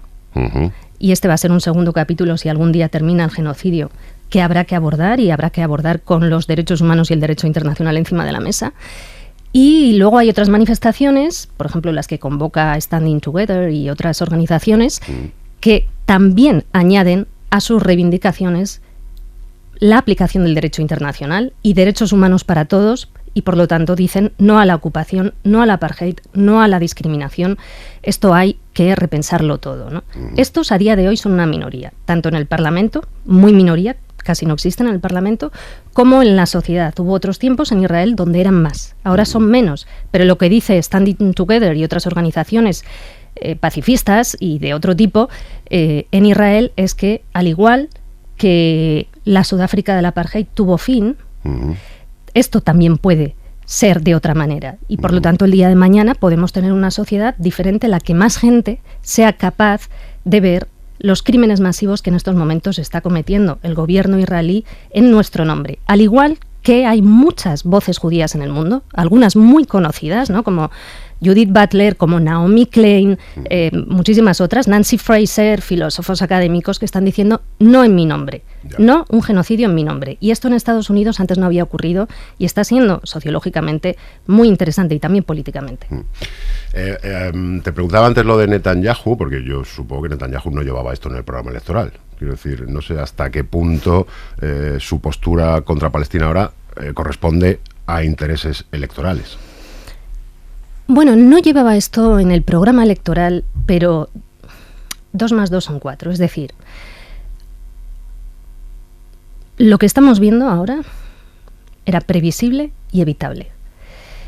Nurit Peled, académica judía israelí, que la mencioné antes, cuando ocurrieron los atentados de Hamás el 7 de octubre de 2023, escribió en un chat privado de WhatsApp de profesores universitarios una cita de Sartre citando a su vez a Fanon, un filósofo, como sabéis, anticolonialista, ¿no? Y la cita dice así: cuando la bota del opresor lleva décadas aplastando al oprimido, al ocupado, si este una mañana puede abrir una rendija su ojo, ¿qué mirada esperas ver? Y añadió ella, hemos visto esa mirada. Por eso, en esos días el ministro de Educación de Netanyahu salía por la tele diciendo quiero nombres, porque está habiendo un macartismo y listas negras. Sí. Por eso, alguien de ese chat privado fue al rector de la universidad y el rector de la universidad suspendió temporalmente a Nurit Peled. Un abogado de Nurit Peled, judío estadounidense, contó todo esto en el New York Times. La hija menor de Nurit Peled murió en un atentado suicida de Hamas en 1997. Eso no significa, ni ha supuesto para Nurit Peled, que no sea capaz de ver la realidad de los crímenes masivos que están ocurriendo en su nombre a día de hoy.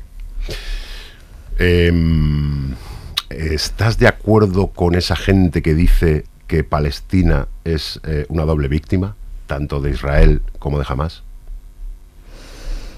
Bueno, Palestina, vamos a ver, hay una población palestina aplastada por la ocupación, por el apartheid y por el genocidio. A mí me parece que esta cita que empleó Nurit Peled, que evidentemente no era para justificar nada, sino para explicar, debemos analizarla profundamente, porque en los años 90, cuando yo empecé a ir a Palestina, veía como que cada vez que iba había nuevos asentamientos, nuevas expulsiones, nuevos arrestos arbitrarios, casos de torturas que se iban multiplicando. Ocurrió la segunda intifada, eso fue creciendo. Desde los años 90 hasta hoy se ha triplicado la ocupación y la presencia de colonos. En Cisjordania y en Jerusalén Este hay más de 750.000 colonos. Podemos hablar de muchas cosas y evidentemente hay mucha gente que en Palestina condena a Hamas y está en contra del uso de la fuerza armada y de la resistencia armada, como dice mucha población palestina, contra la ocupación ilegal y contra el apartheid. Ahora bien, aquí desde Europa es muy fácil hablar desde lejos, ¿no? En nuestras burbujas cómodas, aquí en nuestras sillitas, en nuestra ducha caliente. Y si el día de mañana aquí hubiera una ocupación y un apartheid y un genocidio, diríamos, ¿y por qué están en estos momentos cuestionando qué hacemos o dejamos de hacer? Hay que recordar que no solo en Israel, sino también en Estados Unidos y en muchos sitios de Europa, se está justificando este genocidio desde el primer día, diciendo que es que todos los palestinos son terroristas potenciales o gente de Hamas. Por eso digo que esto era previsible y evitable. Yo en octubre de 2023 ya estaba diciendo que si Europa y Estados Unidos, y nombro Europa también porque es, junto con Estados Unidos, el mayor socio comercial del mundo y socio político y aliado preferencial de Israel, que si no hacían nada, que si seguían en la misma posición de apoyar a Israel, eso que Israel llama derecho a defenderse iba a suponer decenas de miles de víctimas mortales como mínimo. Y había gente que me miraba con cara de ¿pero qué dice esta tía? Bueno, las personas que llevamos mucho tiempo estudiando esto académicamente, periodísticamente y en el territorio, sabíamos cómo iba a reaccionar Israel. Lo que es muy triste es que haya tenido que pasar todo esto para que haya sido inevitable que por fin se descubra ese emperador desnudo o ese elefante en la habitación, que es la complicidad sistemática y el apoyo sistemático de Europa y de Estados Unidos a Israel y el carácter supremacista y colonial de Israel contra la población palestina. Y esto nos lleva a una pregunta, y con esto termino. Hace muchos años recuerdo una noche en Ramallah con gente palestina de una agrupación pacifista que me decían, es terrible, porque cuando el aplastamiento y la opresión llega a unos niveles como los que estamos nosotros sufriendo aquí, a los que estamos sometidos, me decía uno de ellos, yo un día me di cuenta de que, claro, lo que te quitan por la fuerza, le habían quitado su territorio, su casa, cuando lo único que prevalece es la ley del más fuerte, eso solo lo puede recuperar por la fuerza. Y no lo decía para justificarlo, sino para describir esa realidad. ¿Cómo salir de ese bucle? ¿Cómo salir de ese bucle en el que nos están diciendo que solo la fuerza vale? Y esto no solo se aplica ya para Palestina, porque en el momento en el que seguimos respaldando y facilitando o contribuyendo o mirando hacia otro lado sin hacer nada mientras seguimos teniendo relaciones comerciales y diplomáticas con Israel, lo que estamos apoyando es la ley del más fuerte y del más dispuesto a usar la fuerza bruta. ¿Cómo salir de ese bucle y de esa enredadera? Es algo que va a ser el debate no solo de nuestro presente, sino de nuestro futuro, no solo para Palestina, insisto, sino para el tablero global. Bueno, podemos decir que esta fase en la que estamos ahora empieza el 7 de octubre, después del ataque de Hamás a un festival de música que se estaba celebrando a 5 kilómetros de la valla que divide Israel de la Franja de Gaza. Se habla de 360 muertos, miles de heridos, rehenes secuestrados, cuyo paradero pues aún se desconoce. Es muy loco pensar que este ataque de Hamás era la excusa perfecta que necesitaba Israel para hacer lo que está haciendo ahora. Era la excusa perfecta, sin duda. Claro que sí. Esa es algo que no solo ante este ataque, sino en el pasado ha sido usado por Israel para justificar la perpetuación de sus crímenes de guerra, que no soy yo quien los llama crímenes de guerra o de lesa humanidad y ahora de genocidio, insisto, sino máximos expertos a nivel mundial, ¿no? Evidentemente, de hecho, hay algunas preguntas que siguen sin ser respondidas, pero que la prensa israelí ha desvelado y ha publicado informes al respecto, ¿no? Sobre la dejación ese día del ejército israelí a la hora de llegar a tiempo a algunos lugares, sobre el hecho de que incluso en días anteriores había habido advertencias de que se estaba preparando algo. Esto es un debate que en muchos sectores de la población israelí de ideologías diferentes sigue estando a día de hoy, porque evidentemente ¿cómo es posible que un ejército con tanta capacidad y con el desnivel y la desigualdad militar que hay, ¿no? Porque la población palestina pues no tiene un ejército propio, no hay Estado palestino como tal y no hay un ejército palestino como tal. ¿Cómo es posible que eso ocurriera y ocurriera durante tantas horas y horas y horas? Más allá de que la respuesta del ejército israelí fue la doctrina Haniyah o Aníbal, la llaman así, que es una doctrina de qué hacer para evitar, por ejemplo, que haya rehenes, o qué hacer para evitar que quede alguno de los atacantes vivos o con capacidad para hacer más, ¿no? Y es el aplastamiento masivo, si lo estamos viendo en Gaza. Sí. Pero lo de Gaza no es la primera vez que ocurre. Vimos Beirut 2006, yo estaba allí, o sea, no hubo ningún tipo de buen hacer militar a la hora de esos bombardeos. Como hemos ido viendo en Gaza a lo largo de los años, esta no es la primera masacre que hay de población civil en Gaza. A Israel tampoco le hacen falta excusas. Pero claro, la dimensión de ese ataque sí que le dio una, no sé si perfecta, pero bueno, para ellos muy, ¿no? A ellos les sirve de, bueno, pues ahora voy a arrasarlo todo. Pero no hay excusas, porque en el momento en el que queremos ponernos al nivel de la brutalidad y decir, vamos la solución es la fuerza bruta, y eso implica que tengamos que asesinar en masa decenas de miles de civiles, o que tengamos que herir y someter al hambre a cientos de miles o a más de 2 millones de personas, como ocurre ahora, pero insisto, antes también había habido otras masacres. O sea, en el momento en el que nos ponemos ahí, mañana pueden venir y bombardear nuestro barrio. O sea, si nosotros compramos que el marco es que si hay un atentado contra población, después de años y décadas que si la respuesta es esta, estamos todos perdidos. O sea, eso nos lleva tarde o temprano a una gran guerra. Sí, a la brutalidad y a la... Sí. Y es muy ingenuo pensar que Hamás no era consciente de lo que iba a hacer Israel después de un ataque así. Bueno, Hamás, yo no estoy en la mente de la gente de Hamás. ¿No eres de Hamás? No soy de Hamás, a pesar de que, fíjate, defiendo el derecho internacional, por lo tanto, en estos locos tiempos que vivimos, a lo mejor alguno, evidentemente, dice que soy de Hamás, en fin.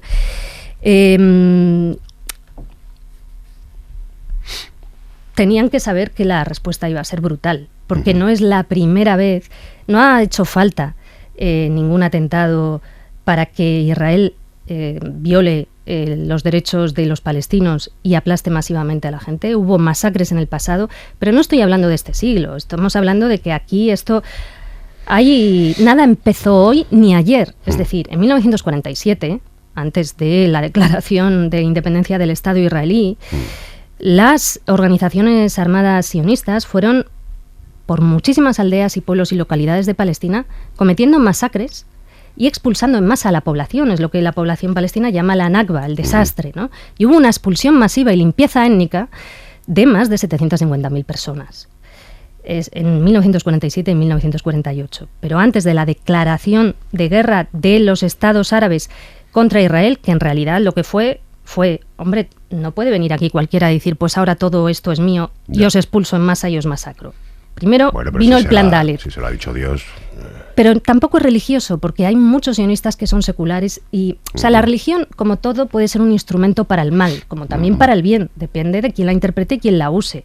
Pero cuando hay gente que dice, esto es una cuestión religiosa, no. Eso es una herramienta para un proyecto colonial y neocolonial de apropiación de recursos, de control de rutas a través de las cuales pueden pasar y se puede comerciar con minerales críticos, de dominio geopolítico regional en el que también tienen muchos intereses algunas potencias europeas, y eso explica la complicidad de potencias europeas a día de hoy con Israel. Pues para eso, bueno, pues la religión puede ser estupenda, y entonces hay un sionismo religioso que dice esto es nuestro porque hace 3000 años podemos interpretar que quizás aquí, etcétera, ¿no? Y de ahí viene el sionismo, que es decir que Israel es un Estado judío de mayoría judía. ¿Cómo mantener esa mayoría judía?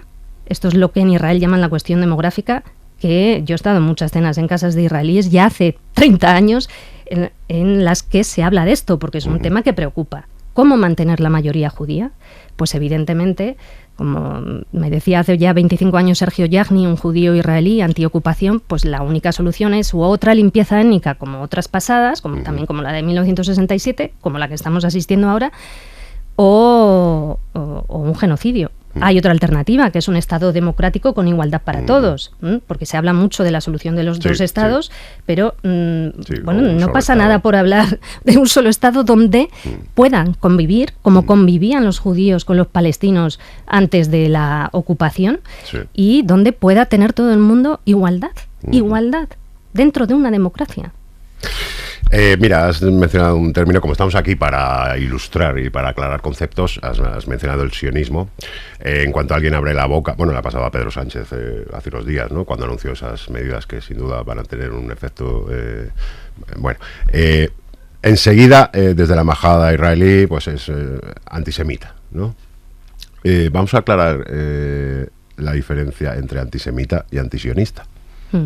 Bueno, el antisemitismo es el racismo contra los judíos, aunque en realidad los palestinos también son semitas. Y claro, siempre dicen, ¿qué pasa? Que nosotros también existimos, claro. ¿Por qué no inventamos otro término? Pero bueno, dice Naomi Klein, judía canadiense y autora de libros y ensayos muy interesantes, que ¿por qué tiene que ser el racismo contra los judíos algo mucho más grave que el racismo contra otros sectores de la población del mundo? Bueno, el racismo es grave siempre, por supuesto contra los judíos, es un problema que hay en todo el mundo. En estos momentos en Europa también asistimos a un racismo contra las personas árabes, musulmanas, contra las personas migrantes y un largo etcétera, y no ahora, sino desde hace tiempo, ¿no?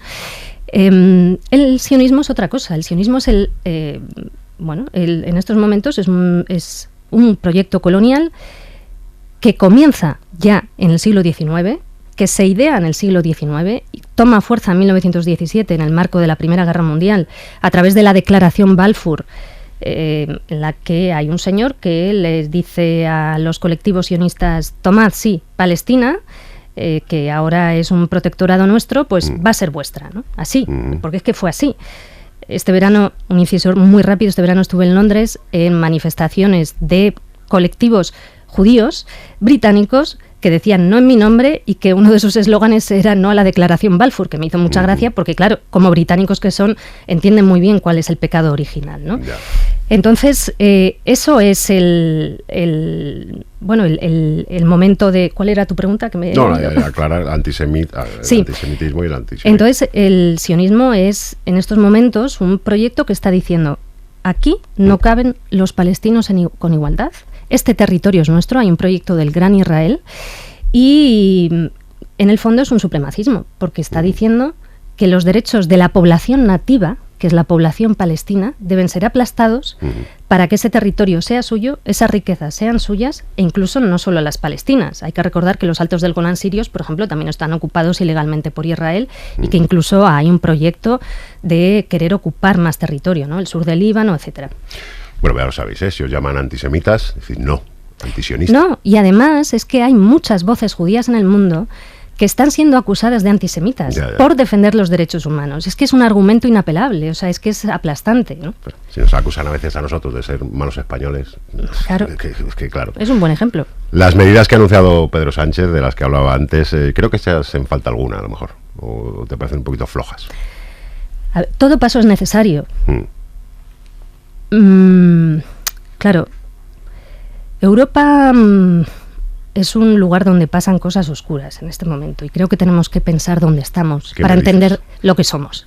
Y para eso esto es como un cuadro. Si lo miras muy de cerca, pues no lo ves, ¿no? Tienes que separarte un poquito. Entonces, ¿cómo nos pueden mirar desde fuera y cómo podemos ser observados desde fuera? Va a ser muy difícil que el relato histórico del futuro, a no ser que nunca llegue la cordura, que puede ser posible. Bueno, o que tarde en llegar. Pero siempre hay historiadoras e historiadores honestos. Va a ser muy difícil darle tanto la vuelta como para poder ocultar y enterrar el hecho de que durante 23 meses seguidos Europa ha estado del lado de Israel, apoyando a Israel con acuerdos preferenciales, con el acuerdo de asociación comercial, con relaciones armamentísticas, comerciales y diplomáticas, varios países de Europa enviando armamento. España también ha mantenido relaciones armamentísticas hasta el día de hoy, con multitud de contratos de compra de armamento a empresas armamentísticas israelíes. Hubo exportaciones al principio, con tránsitos de armas. Todo eso tiene que detenerse. Ahora bien, es muy tarde ya. Bienvenido sea cualquier medida, son necesarias las que Sánchez ha anunciado, pero muchas más, porque hay muchas dudas en la letra pequeña. De momento todavía no se ha aprobado un embargo. Veremos a ver si es integral, que también incluya el tránsito en puertos españoles de armamento. No se van a suspender las relaciones comerciales y tenemos una Corte Internacional de Justicia que lleva más de un año pidiendo a los países del mundo, abro comillas, impedir relaciones comerciales y de inversión que contribuyan a la ocupación israelí. Ya no hablamos ni del genocidio, a la ocupación. Y tenemos a la relatora de Naciones Unidas pidiendo que se corten lazos hasta que termine el genocidio. Ocurrió con la Sudáfrica del apartheid. ¿Por qué es tan difícil que ocurra hoy con Israel? Esto es donde estamos y tendremos que entender en qué lado estamos. ¿Crees que la actitud de Pedro Sánchez va a ser seguida por otros países europeos? Eso es lo que España tiene que intentar. Ha habido otros países que han adoptado medidas antes. Eslovenia, antes del verano, ya adoptó muchas medidas, entre ellas un embargo integral de armamento. Irlanda y Bélgica también han dado pasos interesantes, pero insuficientes, como los pasos de España son insuficientes, insisto. O sea, se siguen con relaciones comerciales y diplomáticas, no hay sanciones, hay empresas españolas que están participando con sus proyectos en la ocupación, en los territorios ocupados palestinos a día de hoy, tienen que ser sancionadas, tal y como obliga la Convención sobre Genocidio, que obliga a los países a prevenir y sancionar. Y prevenir es que cuando hay indicios se adopten medidas, e indicios los hay desde hace mucho tiempo. Algunos hay. La Unión Europea lleva con su acuerdo comercial preferencial con Israel muchísimos años, mientras Israel cometía masacres esporádicas, llevaba a cabo apartheid y ocupación. Por lo tanto, en fin, bueno. Bueno, tú publicaste un reportaje el año pasado en el diario.es, aquí le vamos, El Pequeño País, donde contabas cómo España utilizaba la base de Rota para transportar armas a Israel. El gobierno sigue insistiendo en que ya no va a mandar armas a Israel, es una de las medidas que anunció Sánchez el lunes, pero sabemos que esto va a seguir pasando. ¿Se puede hacer algo con respecto a lo que pasa en las bases? Se puede intentar, como mínimo. Pero lo que se ha anunciado es que el convenio con Estados Unidos con respecto a las bases estadounidenses en nuestro territorio va a seguir igual. Creo que esta es una buena oportunidad para replantearnos dónde estamos con respecto a Estados Unidos, con un señor como Trump gobernando Estados Unidos, con un gobierno autoritario que lleva muchos años cometiendo crímenes de guerra y aplastando a población en el mundo con bombardeos. Yo estuve en Irak en 2003 bajo las bombas, soy testigo directo del asesinato de José Couso. Nada empieza hoy. Todas esas impunidades han conducido a este momento en el que estamos, y también es un buen momento para replantearnos qué es la Unión Europea y qué pintamos en la Unión Europea. Es decir, creo que es, por supuesto, si no es en medio de un genocidio, ¿cuándo nos vamos a replantear una posición de complicidad con las políticas de Washington y de seguidismo, de sumisión y de colonia de Washington, como está ocurriendo actualmente con la posición europea en el mundo? ¿Por qué? ¿Cómo explicas tú la diferencia de trato respecto al conflicto de Rusia y Ucrania? ¿Por qué Rusia, bueno, a los 10 minutos, ¿no?, como decía el otro día Carreño, se le prohíbe participar en Eurovisión, participar en cualquier tipo de evento deportivo, tal? Y con Israel es como, bueno, hombre, tampoco, ahí están jugando el Eurobásquet, bueno, luego hablaremos de la Vuelta Sionista a España, en fin. ¿Por qué esa diferencia de trato? Porque estamos ahí, Es que esto entronca con nuestra anterior pregunta, porque estamos posicionados ahí por una cuestión geopolítica, pero que además a España no le interesa mucho. O sea, porque es que va contra nuestros propios intereses y contra los intereses de Europa. Es decir, el seguidismo de y el sometimiento de a las políticas estadounidenses por parte de Europa no le interesa a Europa, por muchas razones, ¿no? A lo mejor le interesa a los señores que tienen determinados puestos en Europa y que pues probablemente se van a enriquecer con ello, ¿no? Sí. Hay un doble rasero, hay una hipocresía brutal.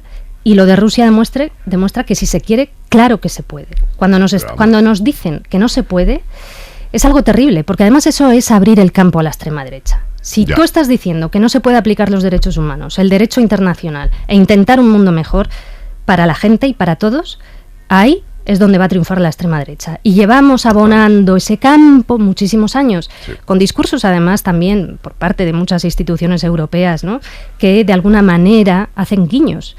Yo recuerdo cuando en la cumbre de la OTAN de 2022 ya se denominó la migración como amenaza híbrida que requería un aumento del gasto militar. Le estás comprando el marco a la extrema derecha. ¿Qué estás diciendo? Que las personas migrantes, que muchas veces además huyen de guerras provocadas por Occidente y de lugares donde enviamos armas, que esas personas son una amenaza híbrida y que necesitamos aumentar el gasto militar contra ellas. Ojo, porque es que ahí necesitamos rearmar un discurso con muchos derechos humanos, mucho derecho internacional, mucha sensatez, porque lo que hay enfrente es algo muy peligroso. Los youtubers que se van a Andorra, eso sí que es una amenaza híbrida. Inmigrantes muy peligrosos. Estamos en un momento en el que la derecha, claro, hablabas tú de los marcos que le compramos a la derecha y a la extrema derecha. La derecha ha convertido posicionarse en contra de un genocidio en algo que es prácticamente el comunismo, ¿no? Pasa un poco lo mismo con la famosa Agenda 2030, ¿no? Que tú lo lees y dices, bueno, pues parece razonable esto, ¿no? Pero si la apoyas eres un loco comunista y tal. Y mi pregunta es, ¿hay que ser de izquierdas para estar contra el genocidio en Palestina? Hay que ser buena gente para estar contra el genocidio en Palestina. Y además las propias encuestas demuestran en muchos países de Europa que hay gente que votó en algún momento de su vida, o incluso en las últimas elecciones, a partidos que no eran de izquierda y que están en contra del genocidio. Hay que tener sensatez y ser buena gente, y con eso vale. Pero fíjate, ahora que hablas de la Agenda 2030, nos hemos olvidado ya de ella, ¿no? Tenía una serie de objetivos muy necesarios y muy sensatos, pero después también ha venido una ola belicista que ha jaleado la vía de la guerra presentada como inevitable y como única posible, ¿no? Y la ola del rearme, y nos estamos olvidando del discurso que defienda que siempre hay otra salida posible, que tenemos que evitar la guerra porque la guerra siempre pierden los pueblos y la gente, y que siempre hay otras herramientas. Después de esto, pero ya, ayer, teníamos ya que haber fortalecido esa pedagogía, esos discursos y esas herramientas con los derechos humanos y el derecho internacional encima de la mesa, y la capacidad diplomática. No es tan difícil. Yo creo que la Agenda 2030 lo primero que necesita es un cambio de nombre, porque ya está tan manoseada. Y estamos en 2025 y fíjate. Claro, sí, ya más quedan 5 años y que parece que no. ¿Te gusta el ciclismo? Bueno, alguna vez lo he visto. Me gusta la bici, me gusta andar en bici. Supongo que estarás siguiendo con fervor, ¿no?, la Vuelta Ciclista a España. ¿Qué te parece la respuesta de gran parte de la población española a la presencia del equipo Israel Tech? Me parece una respuesta muy digna, muy a la altura. Es la respuesta que tenían que haber dado los Estados europeos ante la participación de la representación israelí en cualquier competición deportiva y en cualquier concurso como Eurovisión. Estamos viendo cómo a día de hoy Israel, que por cierto no está en la Unión Europea, no está en Europa, sigue siendo como invitado privilegiado en un montón de competiciones, de concursos. Con buenas canciones a veces te diría. Y de eventos, y era absolutamente necesario. Es que además, cuando la gente está haciendo eso, no solo está defendiendo el derecho internacional, está defendiendo nuestros propios derechos, porque si no reaccionamos ante eso, se normaliza y se naturaliza cosas muy graves. A mí me alegra mucho que desde el mundo del deporte y también desde el periodismo deportivo haya habido gente que haya dicho lo que había que decir, ¿no? Y fíjate, al mismo tiempo, esto merece una reflexión, porque tenemos el derecho internacional y a las Cortes de la Haya, las Cortes Internacionales, la de Justicia y el Tribunal Penal Internacional, dando herramientas a la política, a los gobiernos, a los estados, pero no se están usando esas herramientas. Es decir, a día de hoy, con las herramientas del derecho internacional, por supuesto que se puede sancionar la presencia de representación israelí en competiciones de este tipo, ¿no? Y sin embargo, vemos las sanciones van a gente que ha protestado con multas o con arrestos, ¿no? Sí, además bastante violentos. Para proteger, para seguir protegiendo que esté la representación israelí en la vuelta. Da una brizna de esperanza, es decir, la solución para ti pasa más por los dos estados, por un estado único, como hablábamos antes, ¿alguna otra propuesta? La solución, para mí, la solución ideal evidentemente es un estado único con igualdad para todo el mundo. No puede ser que desde Europa se hable de las bondades de la igualdad y de la democracia y se sea incapaz y no haya valentía para decir por qué eso, por qué tiene que haber, ¿qué es eso de un Estado solo católico, ¿no? O un Estado de supremacía católica, ¿no? O qué es eso de un Estado de supremacía musulmana. Bueno, ¿qué es eso de un Estado de supremacía judía, ¿no? Entonces, para mí lo ideal es un Estado donde quepa todo el mundo, donde la gente nativa que nació y creció en su tierra, al igual que sus abuelos y sus tatarabuelos, pueda vivir allí y pueda vivir sin ser aplastado, sin ser discriminado, sin ser sometido a un sistema de segregación. Has hablado de esperanza y es una palabra que tenemos que tener en la boca en estos días y en estos tiempos. Angela Davis, tuve la suerte de comer un día con ella este verano, como sabéis, académica y activista contra el racismo en Estados Unidos, dice que son tiempos en los que se necesita la esperanza como disciplina, no desde la ingenuidad. Yo he visto crímenes de guerra y cosas terribles que, siendo muy joven, pues muchas veces me obligaron a preguntarme cómo seguir, cómo creer en la humanidad después de eso, ¿no? Pero precisamente antes del verano estuve con Francesca Albanese, la relatora de Naciones Unidas para los territorios ocupados, y fue una noche larga, hablando mucho, ¿no? Y ella decía, en todos estos meses, y en estos 23 meses me he encontrado con muchos seres de luz en todo el mundo.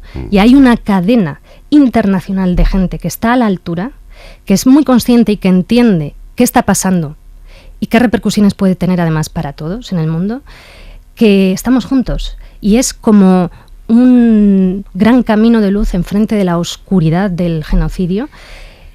Y lo decíamos no desde la ingenuidad, lo decimos desde el convencimiento de que precisamente en los momentos más oscuros se necesita esperanza y se necesita recordar que siempre hay cosas que hacer y que siempre se puede hacer algo. Nos lo demuestra la propia historia, el conocimiento histórico. Ha habido épocas en el pasado más difíciles aún que esta, y si no hubiera habido gente a la altura, movilizándose, atreviéndose a hablar, actuando y organizándose, quizás hoy tú y yo no estaríamos hablando aquí. Al hilo de esto, yo estoy un poco de acuerdo con esa teoría de Mauro Entrialgo de que ahora mismo está triunfando el malismo, ¿no? Entonces hablabas tú de seres de luz, de gente que... Eso enseguida se parodia, enseguida se satiriza con eso, con malismo, ¿no? Porque ahora lo que se lleva es ser malo.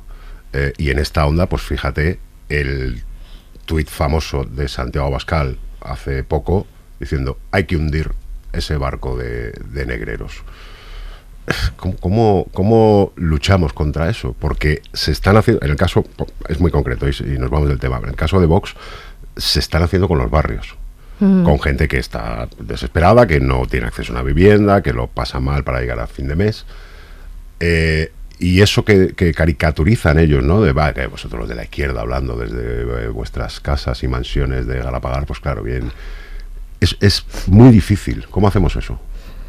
Te estoy pidiendo Esto da para 3 programas, pero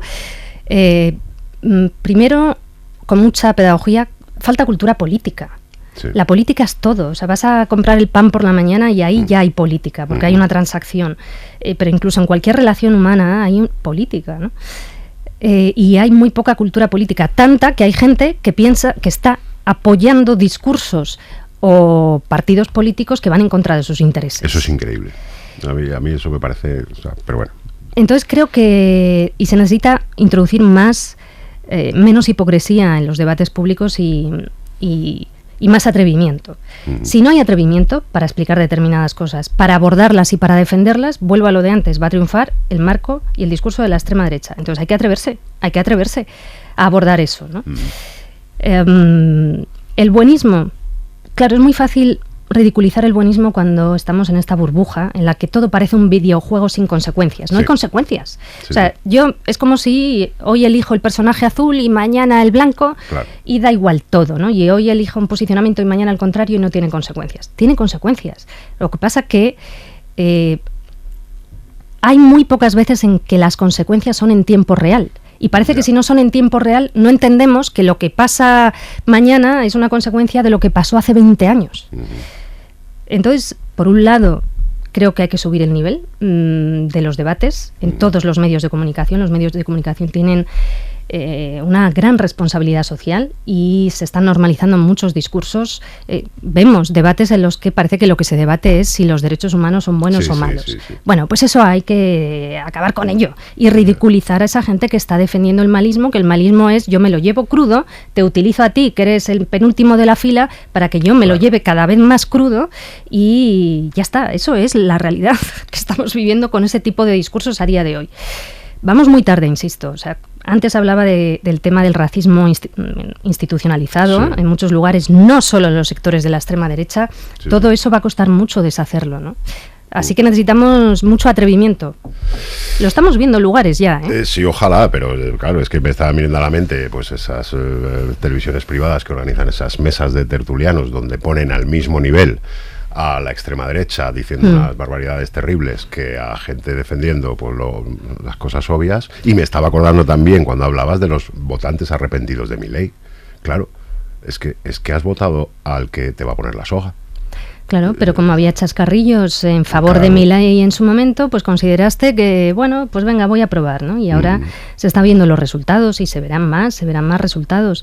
Y en esos platos que tú dices, eso no es de ahora, es de hace mucho tiempo. No, viene ya, claro. Yo recuerdo con los primeros atentados de París, como hubo 6 señores que, por cierto, no tenían ni idea de lo que hablaban del mundo musulmán y árabe, y además confundían árabe con musulmán, uno de ellos diciendo en prime time que es que los árabes llevan en su ADN la incapacidad de integrarse en Europa y la falta de voluntad de integrarse, y que no eran como otros. Y no pasó absolutamente nada, y ese señor siguió teniendo asiento privilegiado y sigue teniéndolo a día de hoy. Eso es imperdonable, y si algún día llega la cordura también va a tener que haber historiadores honestos que subrayen el papelón y la responsabilidad de un cierto periodismo que ha legitimado, incluso aplaudido todo esto. Afortunadamente hoy quedan pruebas de todo, ¿eh? O sea, ahí está. Afortunadamente, pero hay que recopilarlas y...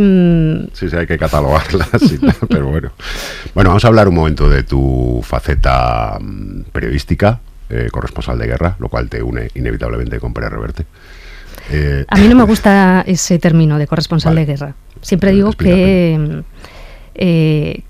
bueno, no sé, a ver... Corresponsal de paz. Corresponsal de paz. Sí. Hay una historia que he contado alguna vez, en 2003, antes de la invasión y ocupación ilegal de Irak. En Bagdad, estando varios periodistas de varias nacionalidades una noche reunidos en el Hotel Al-Rashid, antes de trasladarnos al Hotel Palestina, en la que, bueno, pues a mitad de noche ya algunos con más cervezas de lo normal empezaron a decir que ¡qué aburrimiento! Porque llevábamos allí meses, ¿no? A ver si empieza ya la acción, la adrenalina. Y yo... Todos tíos, me imagino. No daba crédito. Sí. Y me giré a un buen amigo mío y un buen periodista, ¿no? Que sigue siendo un gran amigo a día de hoy, y le dije, joder, esta gente no se da cuenta de que la mayor noticia y el notición que podríamos contar aquí es que en el último momento se para esta barbaridad que va a ocurrir y que va a abrir la caja de los truenos en toda la región y más allá, y que el no a la guerra triunfa, la voz de los pueblos es escuchada y gana la diplomacia. Y quisimos brindar esa noche por poder ser corresponsales de paz allí en Bagdad. Y yo desde entonces, todas las coberturas que he hecho, todas las guerras que he cubierto, todos los conflictos, voy con la voluntad de poder ser corresponsal de paz, no desde la ingenuidad, pero sí desde la conciencia de que tengo la obligación de dar a mi relato una cultura de paz y de derechos humanos. Pero eso igual tendría menos audiencia. Todo depende, ¿eh? ¿No? Todo depende. Claro, a ver, si vamos a lo fácil, pues habrá gente que piense que nada como la espectacularización Y lo que tú decías antes del videojuego, si es que acuérdate de la guerra de Irak, la estábamos viendo desde aquí, veíamos lucecitas verdes. Esa fue la primera guerra del Golfo, sí, en 2003, pero sí.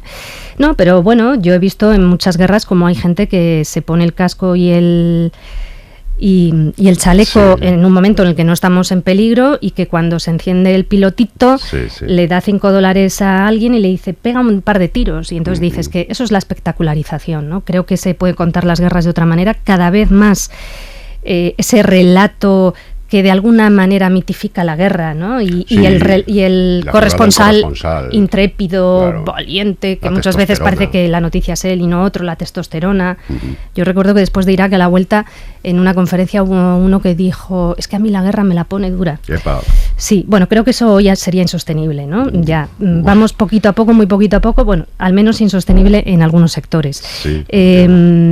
Y esa espectacularización que invita al espectador a espatarrarse en el sofá comiendo palomitas como si estuviera viendo una peli de acción entretenida es muy peligrosa, porque la guerra es terrible, tiene consecuencias muy a largo plazo, y la guerra está en las casas, en las morgues, en los hospitales, y deja a poblaciones enteras heridas durante muchas generaciones.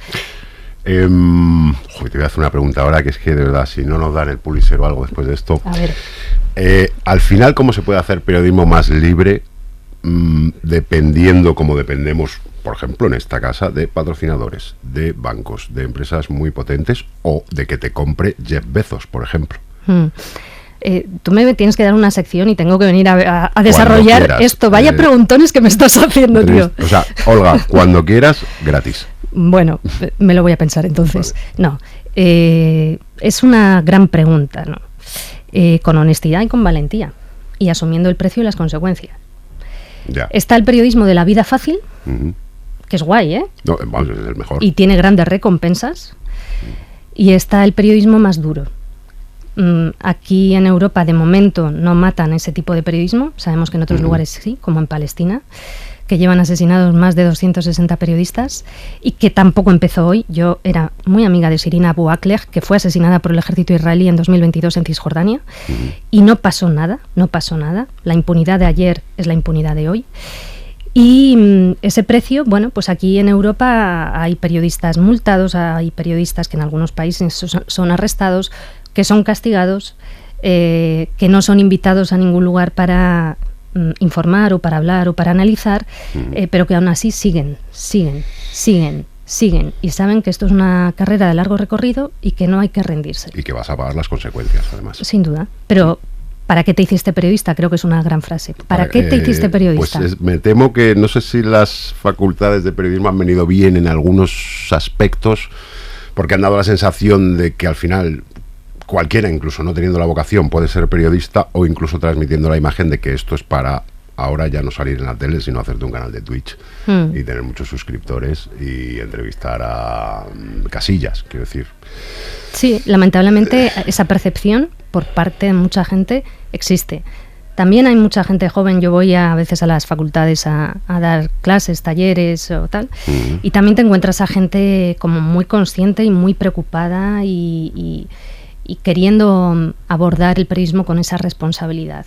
Nunca en ninguna etapa histórica ese tipo de gente ha sido masiva, pero es la que siempre ha sido capaz de arrastrar a otra y de terminar abriendo los ojos y llevando los periodos históricos hacia un determinado lugar cuando triunfa el bien, ¿no? Bueno, es la que sale ahora esa gente en los libros de texto y en las enciclopedias. Sí, que muchas veces en su momento, pues evidentemente no estaban disfrutando de esa vida fácil. Y otros muchos siempre van a ser anónimos y lo tenemos que saber. También. Cada uno que lo hable con su conciencia. No quiero entrar en el morbo ese de bueno, cuando has estado en guerras, no sé, momentos que hayas temido por tu vida, porque obviamente estás temiendo por tu vida todo el rato allí. Habrá momentos más tranquilos, menos tranquilos, pero estás en un sitio peligroso. ¿Tú crees que ahora, con toda esta significación que estás haciendo pro Palestina, pro derechos humanos, diría yo, bueno, o sea, a mí porque ahí ya cuidado, que eso hay gente que lo puede, por supuesto, con la población palestina, pero es que apoyar a día de hoy la población palestina es estar con los derechos humanos. Sí. ¿Temes consecuencias? Es decir, porque Israel es muy poderoso. ¿Tienes el Pegasus ya en el...? Pues no lo sé. No, hay otra gente que está asumiendo muchos más riesgos, ¿no? Por ejemplo, la relatora de Naciones Unidas, Francesca Albanese. Bueno, pues yo creo que es que ni pienso en ello. No sé. Pero mira, por ejemplo, lo que ha pasado hace poco, bueno, ayer o antes de ayer, el PSOE, ¿no? Toda esa filtración de datos personales, bueno, todos se lo achacamos a Israel, evidentemente. Sí, pensé que me hablabas también de la flotilla, que ha sido atacada. Sí, claro, sí. Ayer entrevistamos a Carlos de Barrón, que es un ex compañero nuestro que está allí, y nos lo contó. Sí, por supuesto, esa gente se expone a un riesgo, pero los que estáis aquí también. Sí, bueno, pero es que si no, ¿qué? Ya. No sé qué más decirte al respecto, porque es que no pienso en ello. Supongo que, bueno, evidentemente, si te dan sustos, como por ejemplo ha ocurrido ahora en este barco de la flotilla, veremos, o si matan a amigos, ¿no? Como a Shirin Abu Akleh en 2022 por hacer su trabajo, periodismo, pues te piensas muchas cosas. Pero la otra opción es peor. La otra opción es no soportarte a ti misma o a ti mismo, ¿no? Al menos en mi caso, entonces no. Dormir regular, ¿no? Dormir regular, sí. Nos hemos pasado ya del tiempo, evidentemente. Hay gente que quiere hacer otros programas aquí menores, entonces he dejado para el final, yo creo que la pregunta más complicada, que ni siquiera va de mi parte. A ver, yo soy de Salamanca y te la podría hacer, pero esta me la ha escrito, por supuesto, pues Marina Lobo, y yo te la hago y ya está, y de verdad yo no me quiero pringar. A ver. ¿Cuál es tu postura respecto a la autodeterminación del Reino de León? Bueno, solo voy a decir que León es una tierra muy especial, a la que amo, donde nací, de donde es toda mi familia paterna y materna, y que la quiero mucho. Y que si me das una sección, respondo a eso. No, pues ahora príngate. Pues no lo sé, llevo 2 años pensando en Palestina y te juro que no sé. No has tenido tiempo, ¿no? Claro, si no lo saben ni allí ni en Castilla. No, creo que León está muy castigado en muchos aspectos y que tiene derecho a reivindicar pues muchísimo más, por supuesto que sí. Hombre, no deja de ser una comunidad artificial. Castilla y León. Totalmente. Hay muchas cosas que todavía estamos viendo a día de hoy que son consecuencia de la impunidad del franquismo y de cómo se gestionó eso posteriormente, ¿no? Y de decisiones que hubo a posteriori. Y lo de León también tiene mucho que ver con eso. Va a tener que venir otra vez, ¿eh? Muchísimas gracias, Olga Rodríguez. Ahora te voy a hacer otra pregunta, que ya sí de verdad es la última, pero que esa ya va para nuestros suscriptores premium, los que pagan 9,99 al mes. No sin antes regalarte, como a todos los invitados que vienen por aquí, esto, que es... espero que te guste, lo puedes sacar, no pasa nada. Es bueno, un pequeño detalle del programa, una qué bonito. Botella de vino de hora 20 y pico, que está muy rico, la verdad. Es un vino de Toro Joven muy bueno. Veniros a casa y nos lo tomamos todos. Vamos, no, todos no, voy yo. Venga, vale. Y ahora ya sí, la pregunta premium, la pregunta que solo podréis ver los suscriptores de hora 20 y pico. Olga, ¿por qué dejaste la SER? Pues ser malos. Buenas noches, colegas. Toma 1. Y espero que única. Voy, ¿eh? Te estás riendo. No me estoy riendo, te estás riendo tú. Has hecho así.